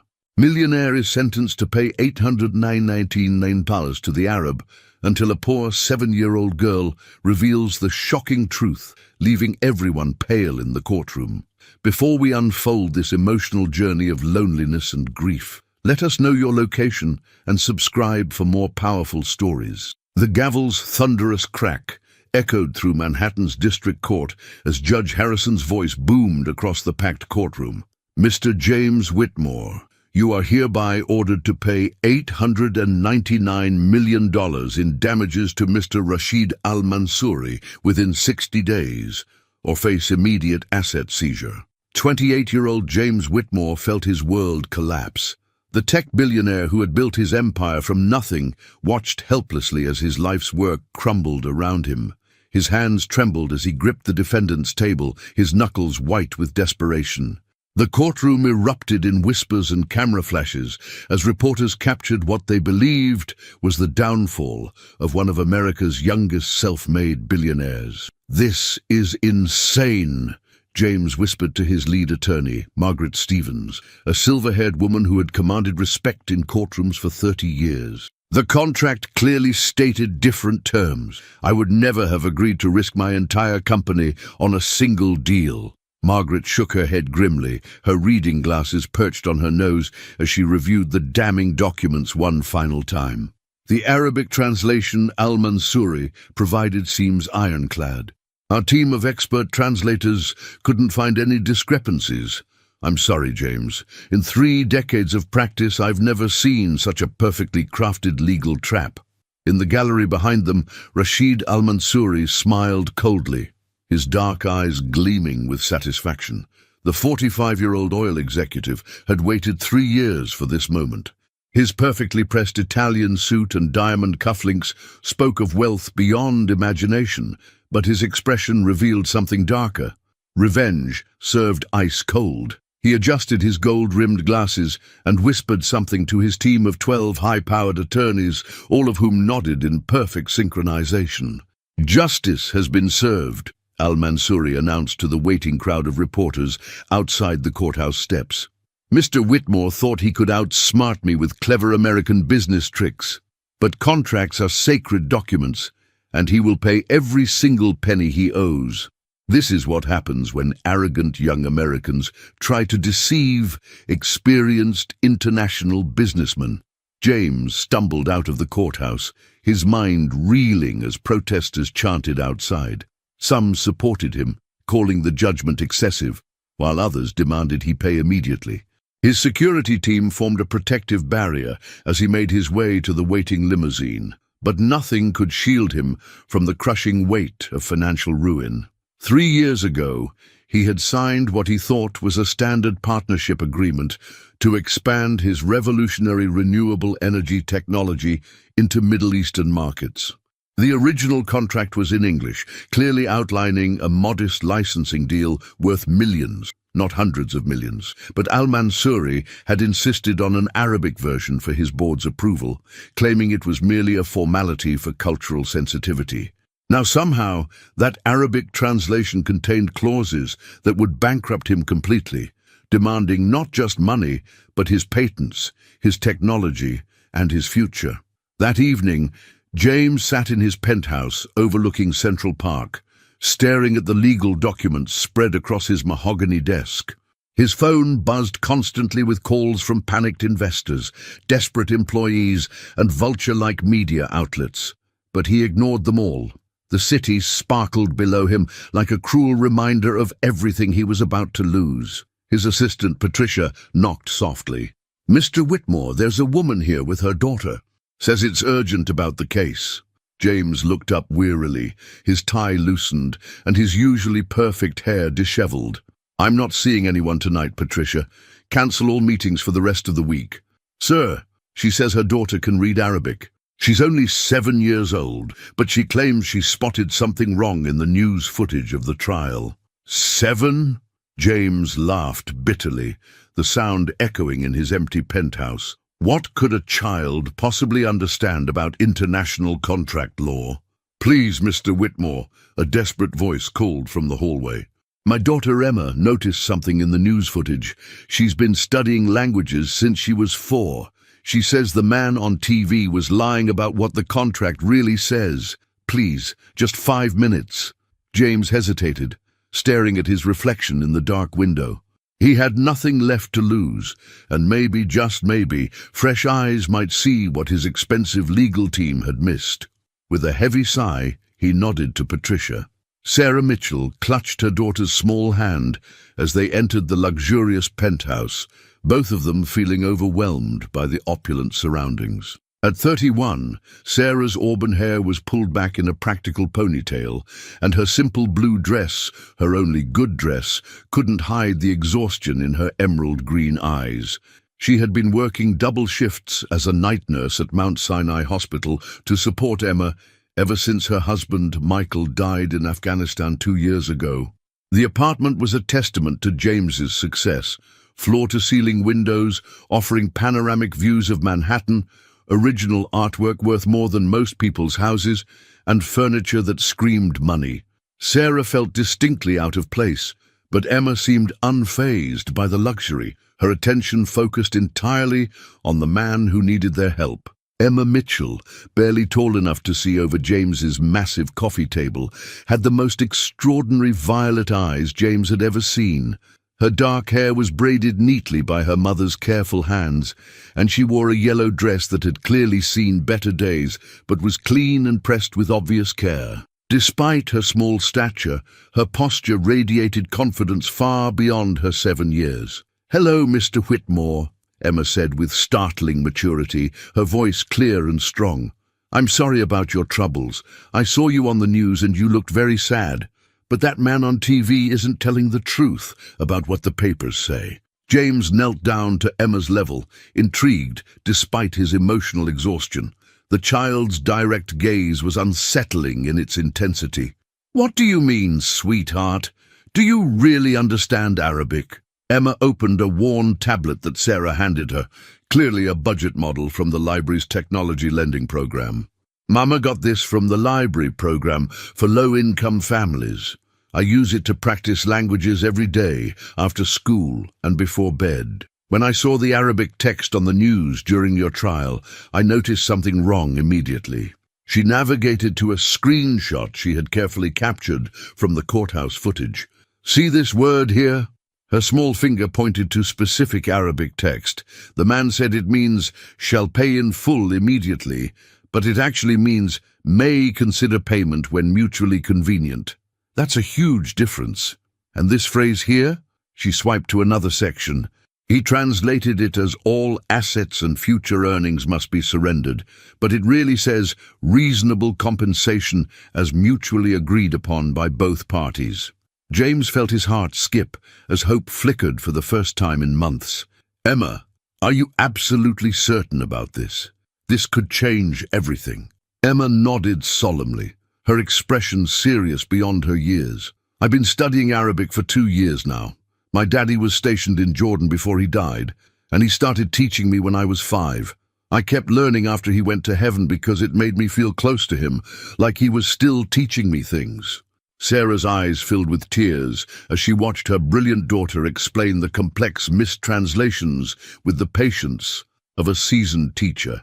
Emma has what her doctors call a photographic memory and an incredible gift for languages. She speaks 5 languages fluently already, and she's teaching herself 3 more. Her teachers say they've never seen anything like it.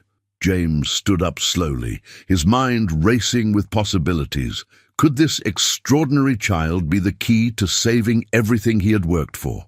"Emma, would you be willing to help me prove this in court?" It would mean testifying in front of a lot of people, including the man who lied about the translation. Before Emma could answer, Sarah stepped protectively in front of her daughter, her maternal instincts overriding everything else. "Absolutely not. I won't have Emma involved in this kind of high-stakes legal battle. She's just a child, Mr. Whitmore. She's already lost her father. I won't risk putting her in danger, too." "But Mama," Emma said quietly, tugging on her mother's dress, "if we don't help Mr. Whitmore, he'll lose everything he worked for. And that wouldn't be fair if the man really did lie about what the contract says."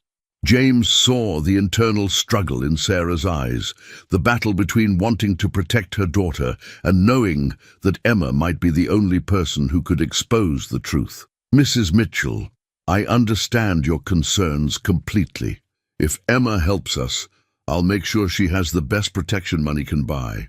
Child psychologists, security experts, whatever you both need to feel safe." Sarah shook her head firmly.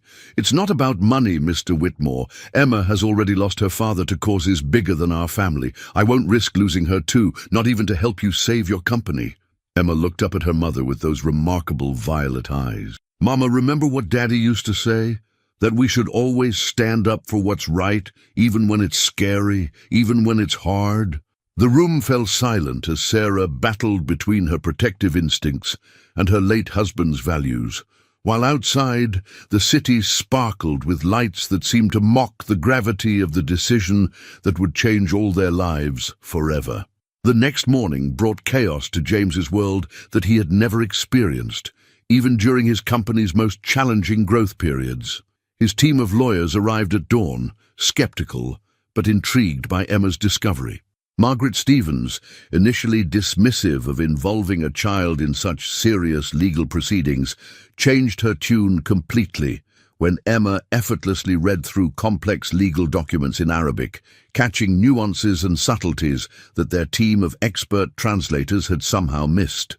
"This is absolutely unprecedented," Margaret muttered, adjusting her reading glasses as Emma explained yet another deliberate mistranslation with the patience of a university professor. "In 30 years of practicing international law, I've never seen such systematic and deliberate deception in translation work. This isn't just fraud, it's criminal conspiracy." Emma sat cross-legged on the plush carpet of James's study, completely at ease, despite being surrounded by legal papers that dwarfed her small frame. Her tablet was connected to James's large wall-mounted monitor, displaying the original Arabic contract alongside Al-Mansouri's fraudulent English translation in side-by-side comparison. The differences were staggering once pointed out by someone who truly understood both languages. "Look at this section right here." Emma pointed, with the confidence of a seasoned attorney, her small finger tracing the Arabic text. Mr. Al-Mansouri told the judge that this clause requires Mr. Whitmore to surrender all his patents and intellectual property immediately upon any contract dispute.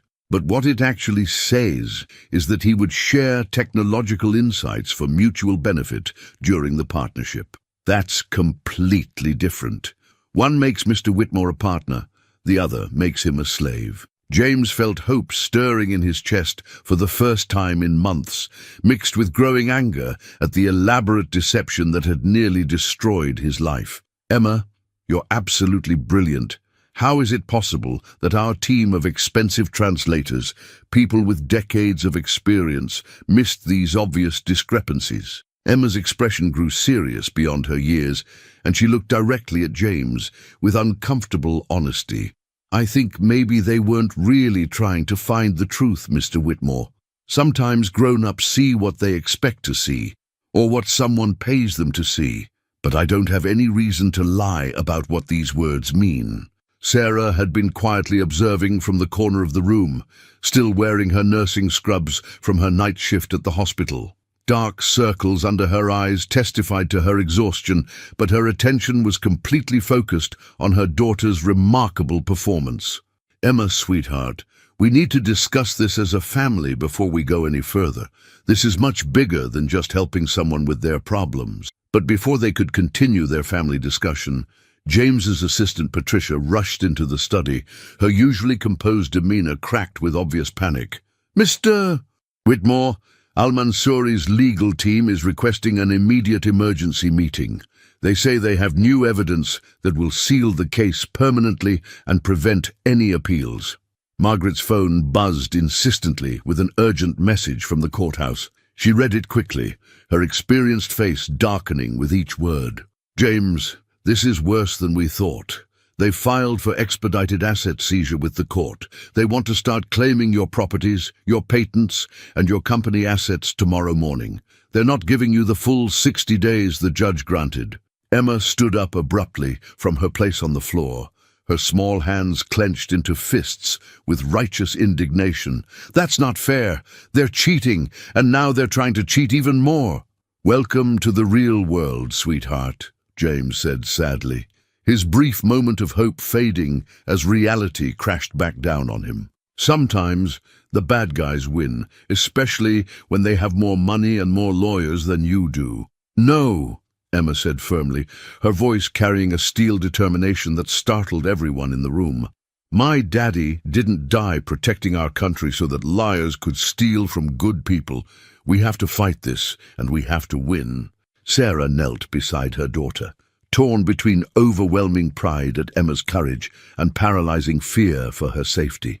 Emma, fighting isn't always the answer. Sometimes walking away is the smartest thing to do, but telling the truth is always the right thing to do, Emma replied, looking directly into her mother's eyes with wisdom that seemed impossible in someone so young. And Mr. Whitmore needs someone who can tell the truth in Arabic. I can do that, Mama. I can help save his company and all the people who work for him and their families too. James watched the exchange between mother and daughter, seeing Sarah's internal battle played out on her expressive face. He understood her fear completely. Emma was extraordinary, but she was still just 7 years old, about to face one of the most powerful and ruthless businessmen in the world in a legal arena where billions of dollars were at stake. Outside the floor-to-ceiling windows, storm clouds were gathering over Manhattan's skyline, as if nature itself sensed the brewing conflict that would soon shake the very foundations of justice and truth. Sarah Mitchell made her decision that afternoon, but not without establishing conditions that surprised everyone in the room with their thoroughness and determination. Sitting in James's elegant conference room, surrounded by mahogany furniture and original oil paintings, she laid out her terms with the steel resolve of a woman who had survived military widowhood and single parenthood in one of the world's most expensive cities. If Emma helps you fight this legal battle, I want complete and total transparency about everything, Sarah declared, her voice steady despite her racing heart and the magnitude of what she was agreeing to. No secrets, no hiding her from media attention if this goes public, and absolutely no putting her in any situation where she could be physically or emotionally threatened or intimidated. James nodded immediately, recognizing the wisdom in her demands. Agreed completely. What else do you need from me? Emma's education and normal life continue without interruption. She attends her regular public school, keeps her after-school tutoring program, maintains her routine. This legal case doesn't consume her childhood or change who she is as a person.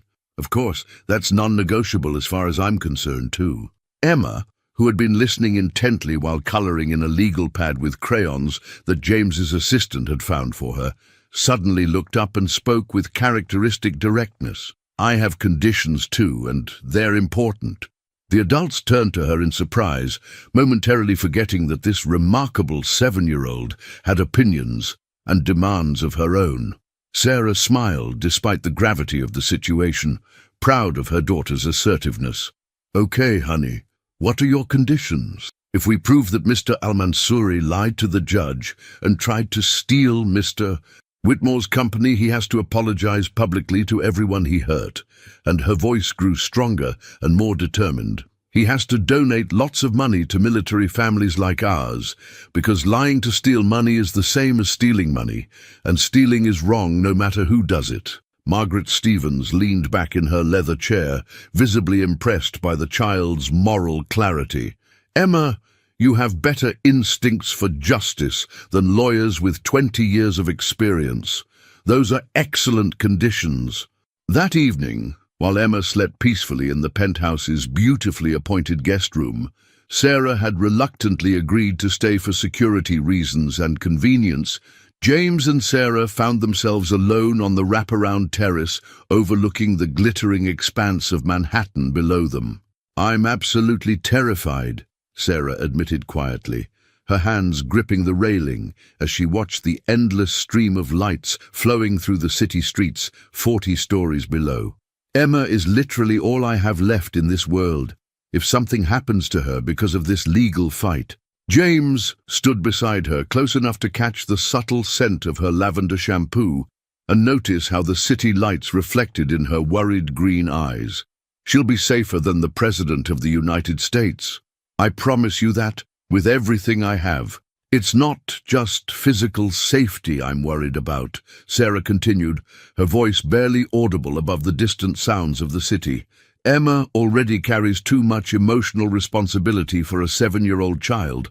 She's been my translator when I deal with Emma's school, my tech support when things break, my emotional support when I miss Michael too much to function. Now she's trying to save your entire company and everyone who works for you. When does she get to just be a normal kid who worries about toys and cartoons? James felt a pang of guilt he hadn't expected, recognizing the burden they were about to place on someone so young. We can stop this right now if you want. I'll find another way to fight this, or I'll just accept defeat and start over. Sarah shook her head firmly. No. Emma's right about this being bigger than money or business. If Al-Mansouri gets away with this kind of elaborate fraud, how many other people will he destroy the same way? How many other families will lose everything because someone with power decided to lie? They stood in comfortable silence for several minutes before James asked gently, "Tell me about Michael. What kind of man was he?" Sarah's face softened with a mixture of love, memory, and persistent pain. He was a military translator and cultural liaison, actually. Spoke 6 languages fluently by the time he was 25. That's where Emma gets her incredible gift. It's definitely genetic. Michael used to say that languages were bridges between hearts and minds, not just collections of words. He believed that understanding each other was the key to peace. He would be so proud of what Emma's trying to do. He'd be proud of you, too, James said softly, meaning every word. You're raising an incredible daughter under circumstances that would break most people. Sarah turned to look at him directly, seeing past the billionaire facade and expensive clothes to the man who was losing everything he had worked for. What about your family? Do you have anyone to support you through this nightmare? James's expression darkened with old pain.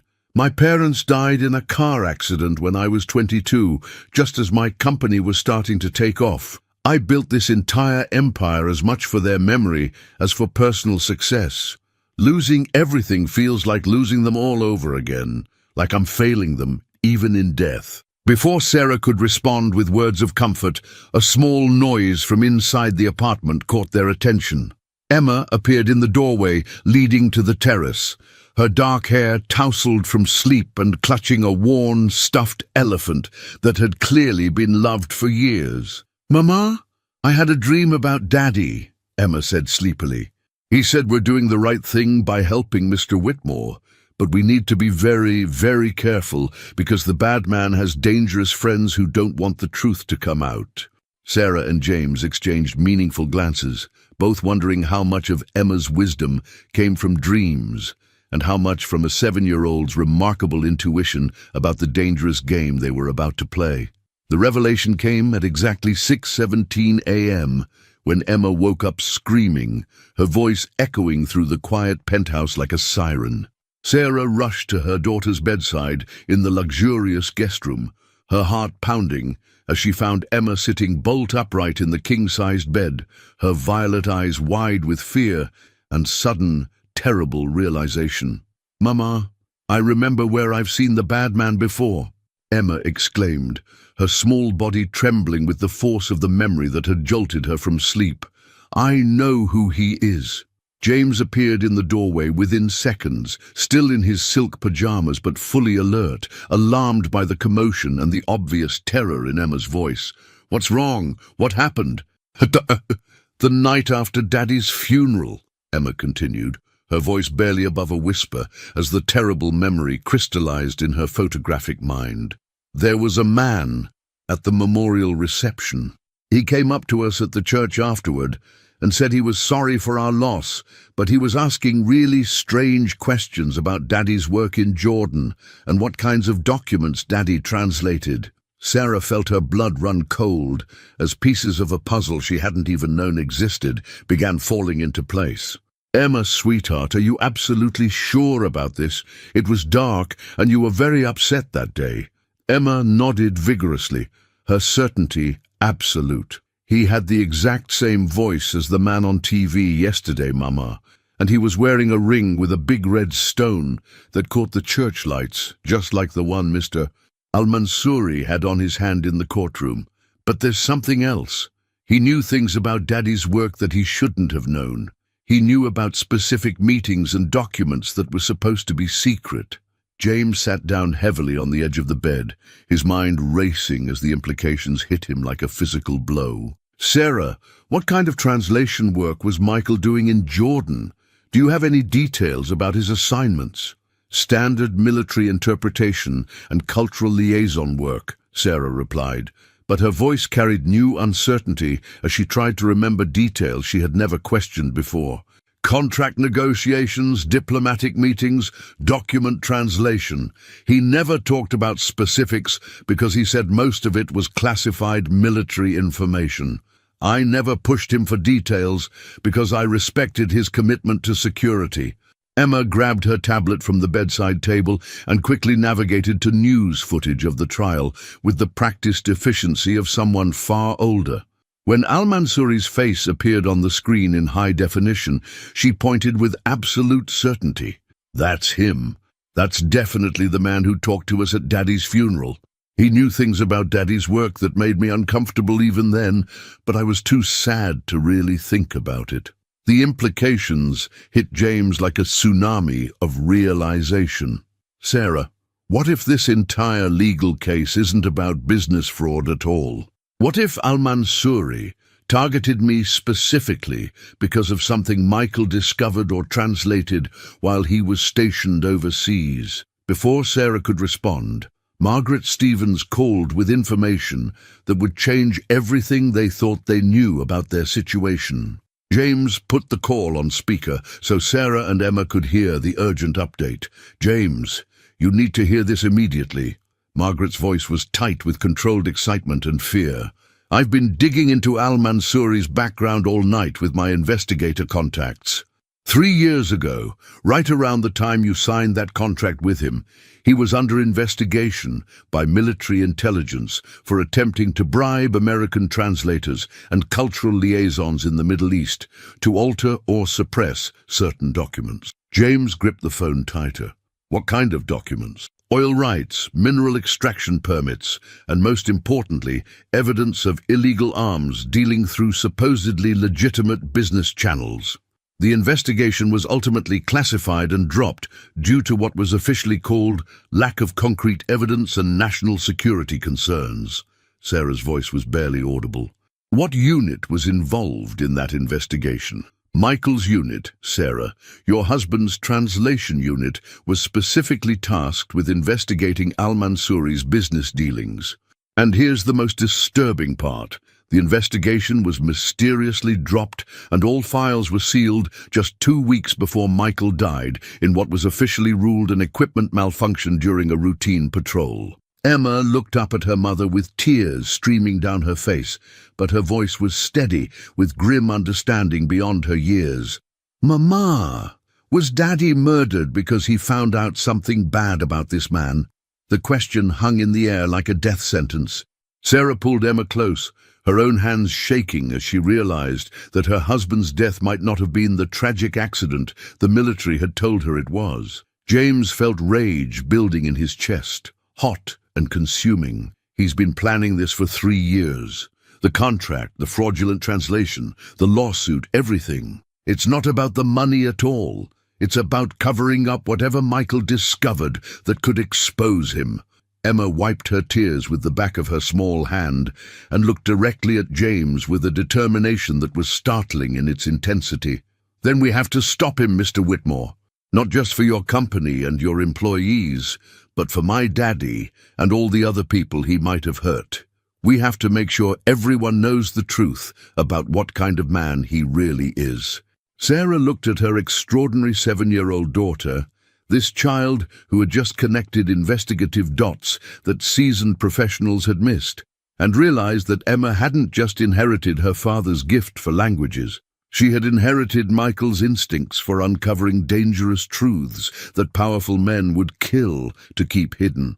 Outside, dawn was breaking over Manhattan in shades of gold and red, but inside the penthouse, 3 lives had just become inextricably linked by a conspiracy that reached far deeper than corporate fraud, threatening to expose secrets that powerful men had already proven they would murder to protect.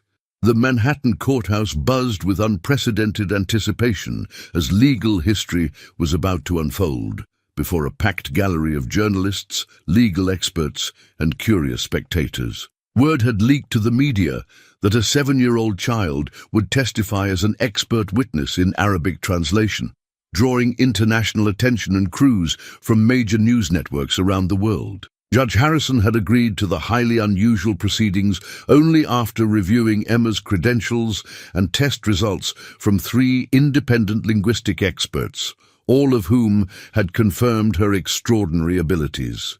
Al-Mansouri sat at the plaintiff's table like a king holding court, his confidence seemingly unwavering, despite the unexpected turn of events that had delayed his certain victory.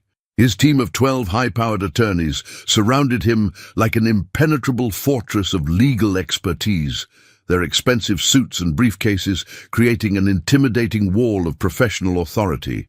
But James noticed something different in the oil executive's dark eyes when his gaze fell on Emma, a flicker of genuine concern mixed with something that looked almost like recognition.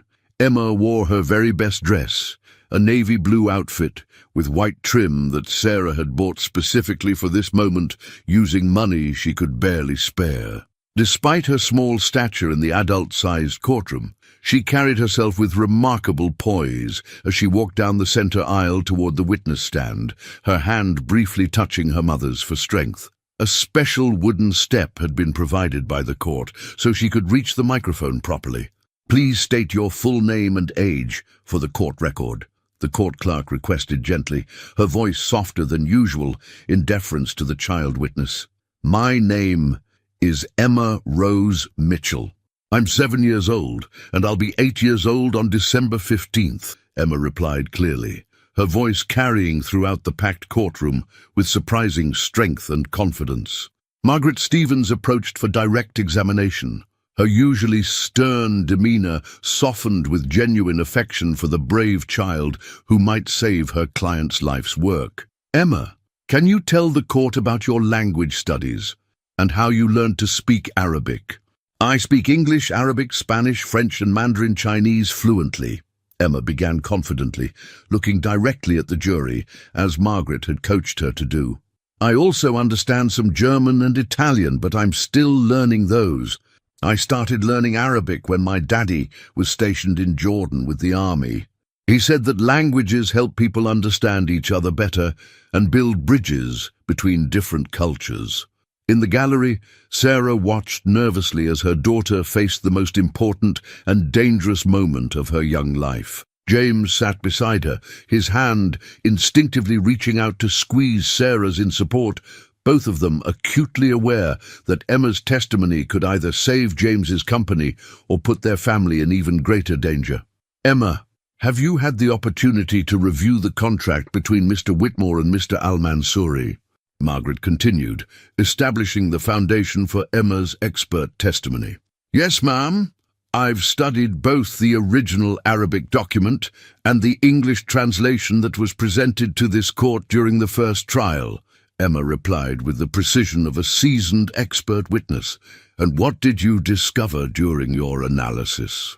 Emma turned slightly toward the jury, maintaining eye contact just as Margaret had taught her during their preparation sessions. The English translation contains many serious mistakes.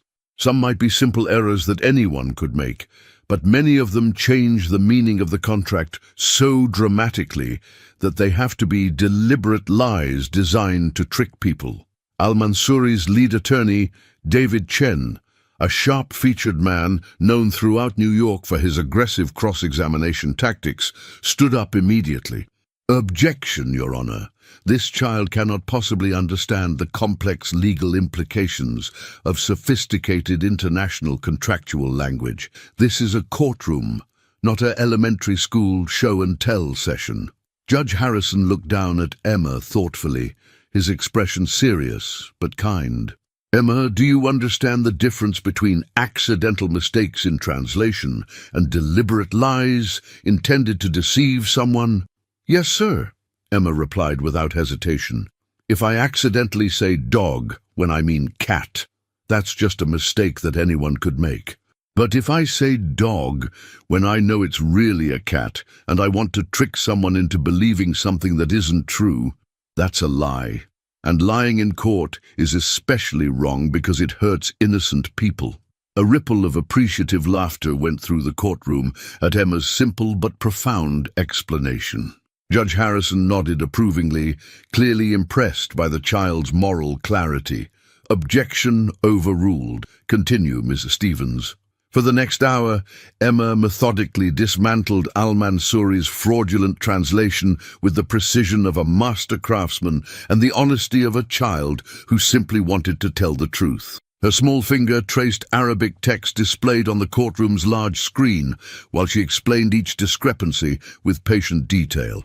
This word right here, Emma pointed to a crucial section, her voice growing stronger with confidence, was translated as, must surrender all assets and patents immediately upon any dispute. But in Arabic, what it actually says is, should consider fair compensation and technology sharing over a reasonable time frame. That's not just different, it's the complete opposite meaning. James watched in amazement as his 7-year-old savior calmly exposed years of calculated deception with the thoroughness of a professional investigator. But what struck him most deeply was watching Sarah's face, the incredible mixture of pride and terror as her daughter stood alone against one of the most powerful and dangerous men in international business. When Margaret finished her direct examination, David Chen approached Emma for cross-examination, his expression predatory despite the fact that he was facing a child. The courtroom fell silent as everyone waited to see how he would handle questioning someone so young. Emma, isn't it possible that you've made mistakes in your translation? After all, you're only 7 years old, and even adult experts sometimes disagree about complex language, Chen began, his tone condescending. Emma looked at him steadily, unflinching under his intimidating stare. Yes, sir. It's always possible that anyone can make mistakes. That's exactly why I checked my work 3 different times and asked 2 other Arabic speakers to verify every single translation I made. They both agreed with me completely that Mr. Al-Mansouri's translation was full of lies. Chen's confidence faltered slightly as murmurs of approval rippled through the gallery. But you've never worked as a professional translator, have you? You have no formal training or certification. No, sir. I haven't worked as a professional translator, Emma agreed calmly, but I know the difference between truth and lies. And Mr. Al-Mansouri's translation is full of lies that were designed to steal everything Mr. Whitmore worked for.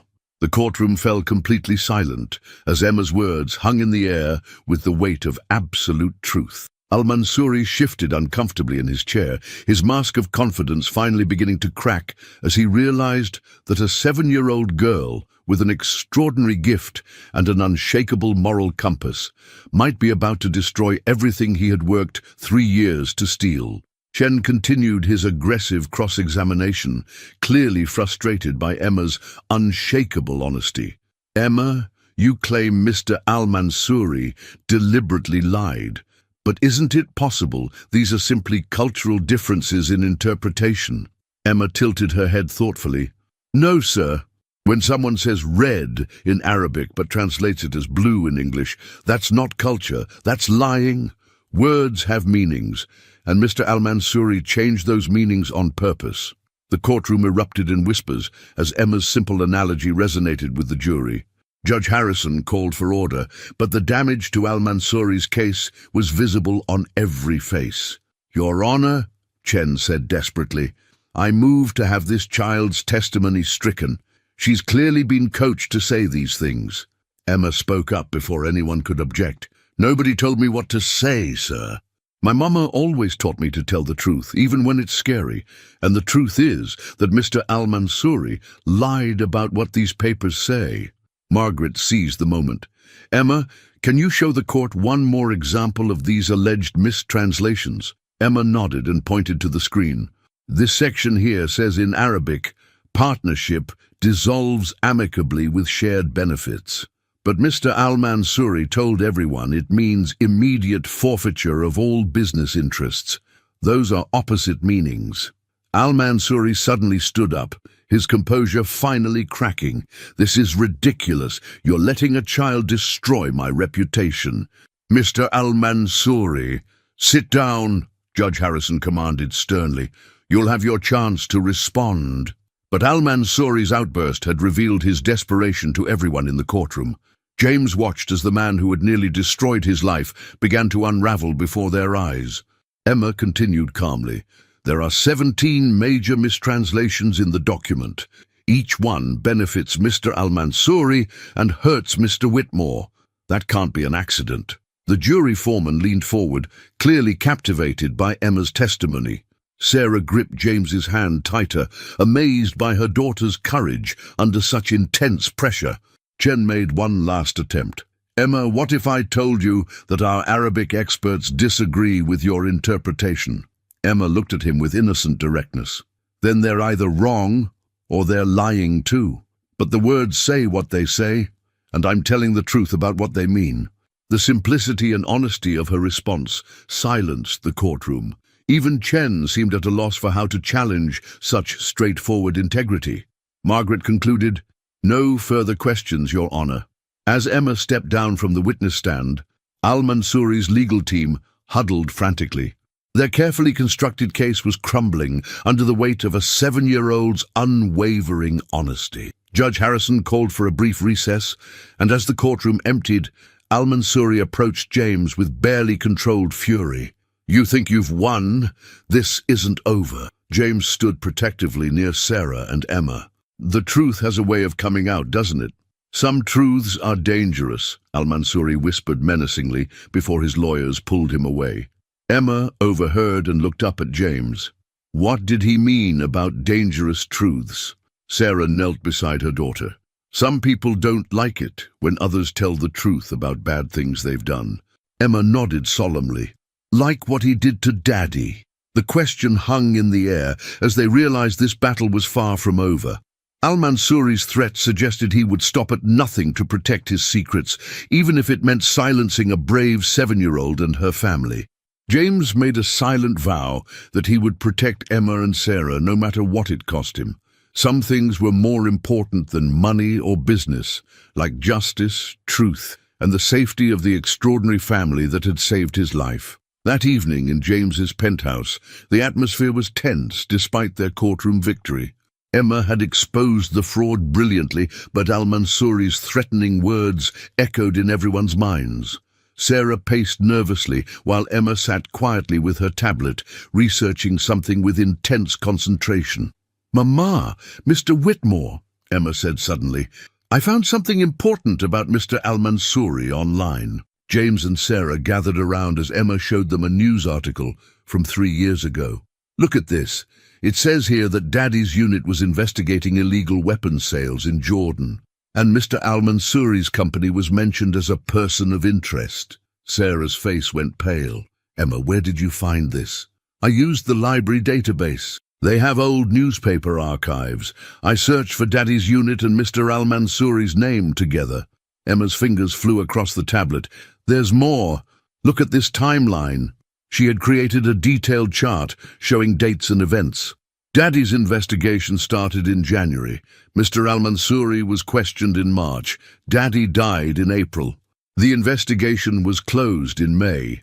Then Mr. Al-Mansouri contacted Mr. Whitmore in June with the fake contract. James stared at the timeline, amazed by Emma's analytical skills. "Emma, this is incredible detective work. You're showing a clear pattern of cause and effect." "It's not just detective work," Emma said seriously. "It's proof that Mr. Al-Mansouri killed my daddy to stop the investigation, then tricked Mr. Whitmore to cover his tracks." Sarah sat down heavily, overwhelmed by the implications. "Emma, that's a very serious accusation. We can't prove, but we can try," Emma interrupted with determination. "Mr. Whitmore, do you have friends who can help us find more information about what really happened to Daddy?" Before James could answer, his security chief called with urgent news. "Mr. Whitmore, we've detected surveillance vehicles outside the building. Someone's been watching your penthouse since this afternoon." James felt a chill of fear. "How many vehicles?" "3 that we've identified. Professional operation. I recommend increasing security immediately." Emma overheard and looked at her mother with understanding beyond her years. "He's trying to scare us because we're telling the truth about him." Sarah pulled Emma close, protectively. "Maybe we should stop here. We've proven the contract was fraudulent. That should be enough." "No, Mama," Emma said firmly. "If we stop now, he'll just hurt other people, and he'll never pay for what he did to Daddy." James made a decision. "Emma's right, but from now on, we do this safely. I'm hiring the best private investigators in the country to dig into Al-Mansouri's background. We'll find the truth about Michael's death legally and carefully." Margaret Stevens arrived an hour later with news from the courthouse. "The judge wants to reconvene tomorrow for Al-Mansouri's response to Emma's testimony. But I'm hearing rumors that he's planning something desperate." "What kind of rumors?" Sarah asked anxiously. "His legal team is talking about filing countercharges against us for defamation and harassment. They're also claiming Emma was coached to lie on the stand." Emma looked up indignantly. "I wasn't coached, I just told the truth." "We know that, sweetheart," Margaret said gently.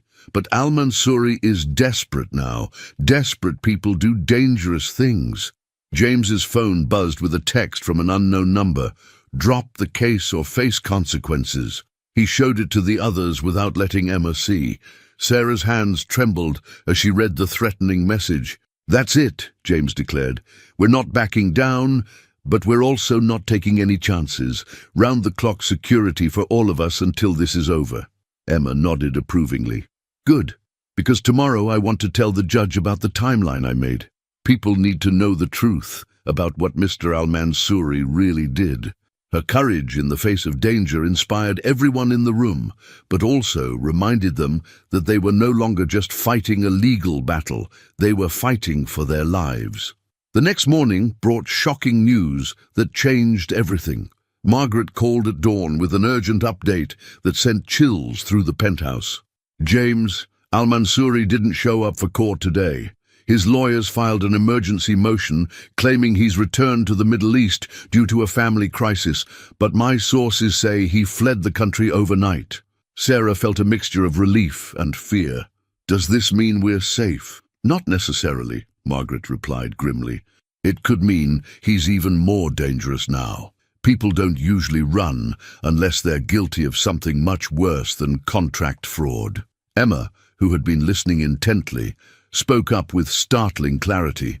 He ran away because he knows we're going to prove he killed Daddy. Running away makes him look guilty. James's private investigator, Detective Lisa Rodriguez, arrived with files that would blow the case wide open. I've been working all night on the Michael Mitchell case. What I found is explosive. She spread documents across the dining table. Michael Mitchell wasn't killed in an equipment malfunction. Military records show his vehicle was sabotaged. The investigation was buried because it implicated Al-Mansouri in an international arms-dealing operation. Sarah gasped, her worst fears confirmed. They murdered my husband. The evidence suggests yes.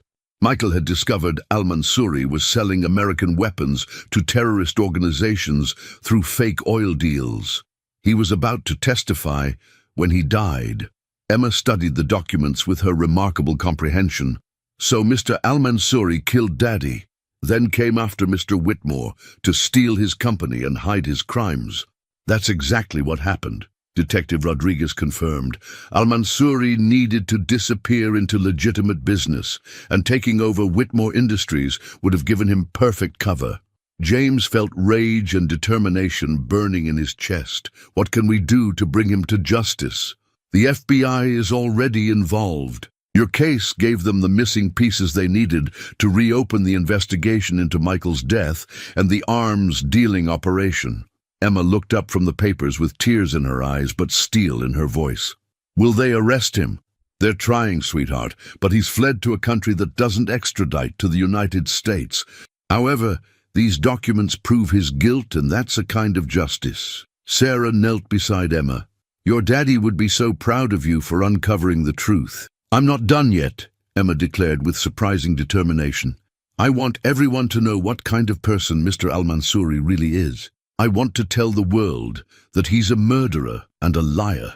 Margaret smiled at Emma's courage. The judge wants to see us this afternoon. With Al-Mansouri gone and this new evidence, we can not only clear James completely, but also expose the entire conspiracy. That afternoon, the courtroom was packed with media as Judge Harrison reviewed the new evidence.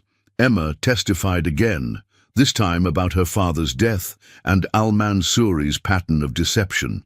Your Honor, Emma said clearly, Mr. Al-Mansouri didn't just lie about the contract. He killed my daddy and tried to destroy Mr. Whitmore's life to cover up his crimes. That's not business, that's evil. The judge nodded gravely.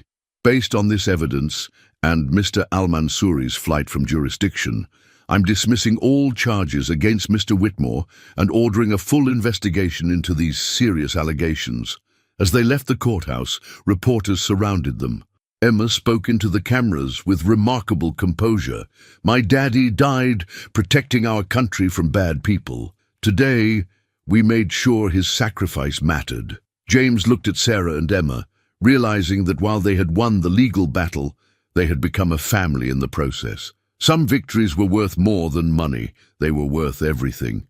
3 months later, the aftermath of the Al-Mansouri scandal had transformed all their lives in ways none of them could have imagined. James's company not only survived, but thrived, as investors flocked to support the businessman who had been vindicated by a 7-year-old hero.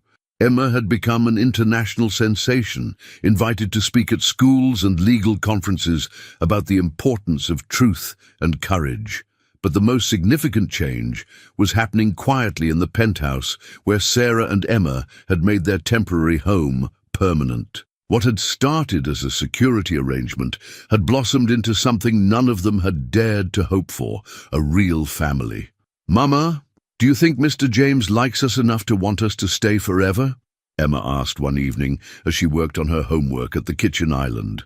Sarah smiled, her heart full as she watched James help Emma with her Arabic pronunciation. "What do you think, sweetheart?" "I think he loves us," Emma said matter-of-factly, "and I think you love him too. I can tell by the way you look at each other when you think I'm not watching." James overheard and walked over, his expression tender. "Emma, you're the smartest 7-year-old in the world. What would you think if I asked your mama to marry me?" Emma's face lit up with pure joy. "I think Daddy would want Mama to be happy again, and you make her smile the way she used to smile before Daddy died." Sarah felt tears of happiness streaming down her face as James pulled out a ring box. "Sarah Mitchell, you and Emma saved my life in every way that matters. Will you marry me and let me spend the rest of my life protecting and loving both of you?" "Yes," Sarah whispered, barely able to speak through her tears. "Yes, of course." Emma clapped her hands with delight. "This means I get to be in a wedding, and Mr. James will be my new daddy." The engagement ring sparkled in the evening light, but it was nothing compared to the radiance of their happiness. They had found each other through tragedy and struggle, but their love had grown from mutual respect, shared values, and the unbreakable bond of having fought for justice together. 6 months later, the wedding was held in Central Park, with Emma as the maid of honor. She wore a beautiful purple dress that matched her extraordinary eyes, and she carried a bouquet of white roses in memory of her father, Michael. In her wedding speech, Emma spoke with the wisdom that had first saved James's company. "Sometimes bad things happen to good people, but if we're brave enough to tell the truth and strong enough to help each other, good things can come from bad things. My daddy is in heaven, but he sent me and Mama to Mr. James so we could all take care of each other."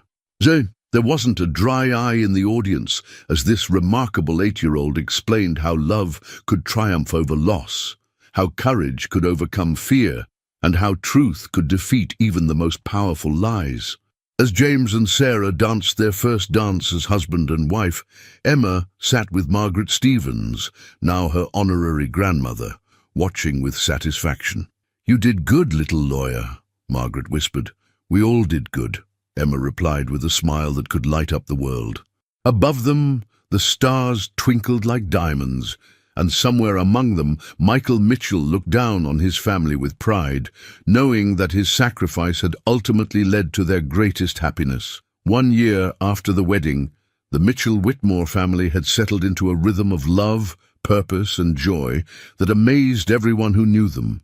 Emma, now 8 and even more brilliant than before, had started a foundation with James to help military families and children with exceptional abilities. Sarah had returned to nursing part-time at a children's hospital, finding fulfillment in helping others while being present for her family. The morning that would bring their greatest challenge yet started like any other. Emma was in the kitchen, effortlessly switching between English and Arabic as she helped James prepare for a business call with international partners. Sarah was getting ready for work, humming softly, a sound that still made James's heart skip with gratitude. Then the doorbell rang, and everything changed. 2 FBI agents stood at their door, with news that would test everything they had built together. "Mrs. Mitchell-Whitmore, we have an update on the Al-Mansouri case that you need to hear immediately." Agent Patricia Davis, a kind-faced woman with steel in her eyes, sat down with the family in their living room. "Al-Mansouri has been captured. He's being extradited to the United States to face charges for your husband's murder, arms dealing, and multiple counts of international fraud." Emma looked up from her cereal, her violet eyes serious beyond her years. "Does this mean we have to testify again?" "Yes, sweetheart. Your testimony will be crucial in putting him away forever, but this time it's not just about business fraud, it's about justice for your father and stopping a dangerous criminal from hurting anyone else." Sarah felt a familiar surge of protective fear. Will Emma be safe? Al-Mansouri's been in hiding for over a year. He might be desperate enough to try anything. Agent Davis nodded seriously. We're taking extraordinary security measures. This case has international implications, and we cannot afford to let anything happen to our star witness. James reached for Sarah's hand, their bond stronger than ever after months of marriage. Whatever you need from us, we'll do it. Al-Mansouri needs to face justice for what he did to Michael and all his other victims. Emma stood up with the determination that had first impressed them all in that courtroom over a year ago. Agent Davis, I want to testify, not because I have to, but because it's the right thing to do.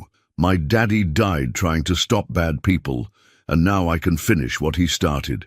Over the following weeks, Emma prepared for what would be the most important testimony of her young life. This time, she wouldn't just be exposing contract fraud, she would be helping to convict a murderer and international criminal. The night before the trial, as Emma slept peacefully in her princess-themed bedroom, James and Sarah talked quietly about how their extraordinary daughter continued to amaze them. She's not just brilliant, Sarah whispered, watching Emma sleep. She has Michael's sense of justice and your determination.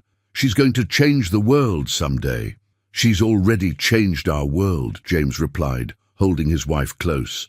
Tomorrow, she's going to change the world for a lot of other people too. And as they prepared for the biggest legal battle of their lives, the family that had been forged in crisis stood ready to face their future together. Emma had taught them all that truth was more powerful than lies, love was stronger than hate, and courage was the greatest gift anyone could possess. The trial would test all of those beliefs, but they faced it as a family, unbreakable, unafraid, and unstoppable in their pursuit of justice. The federal courthouse buzzed with international media attention as the trial of Rashid Al-Mansouri began.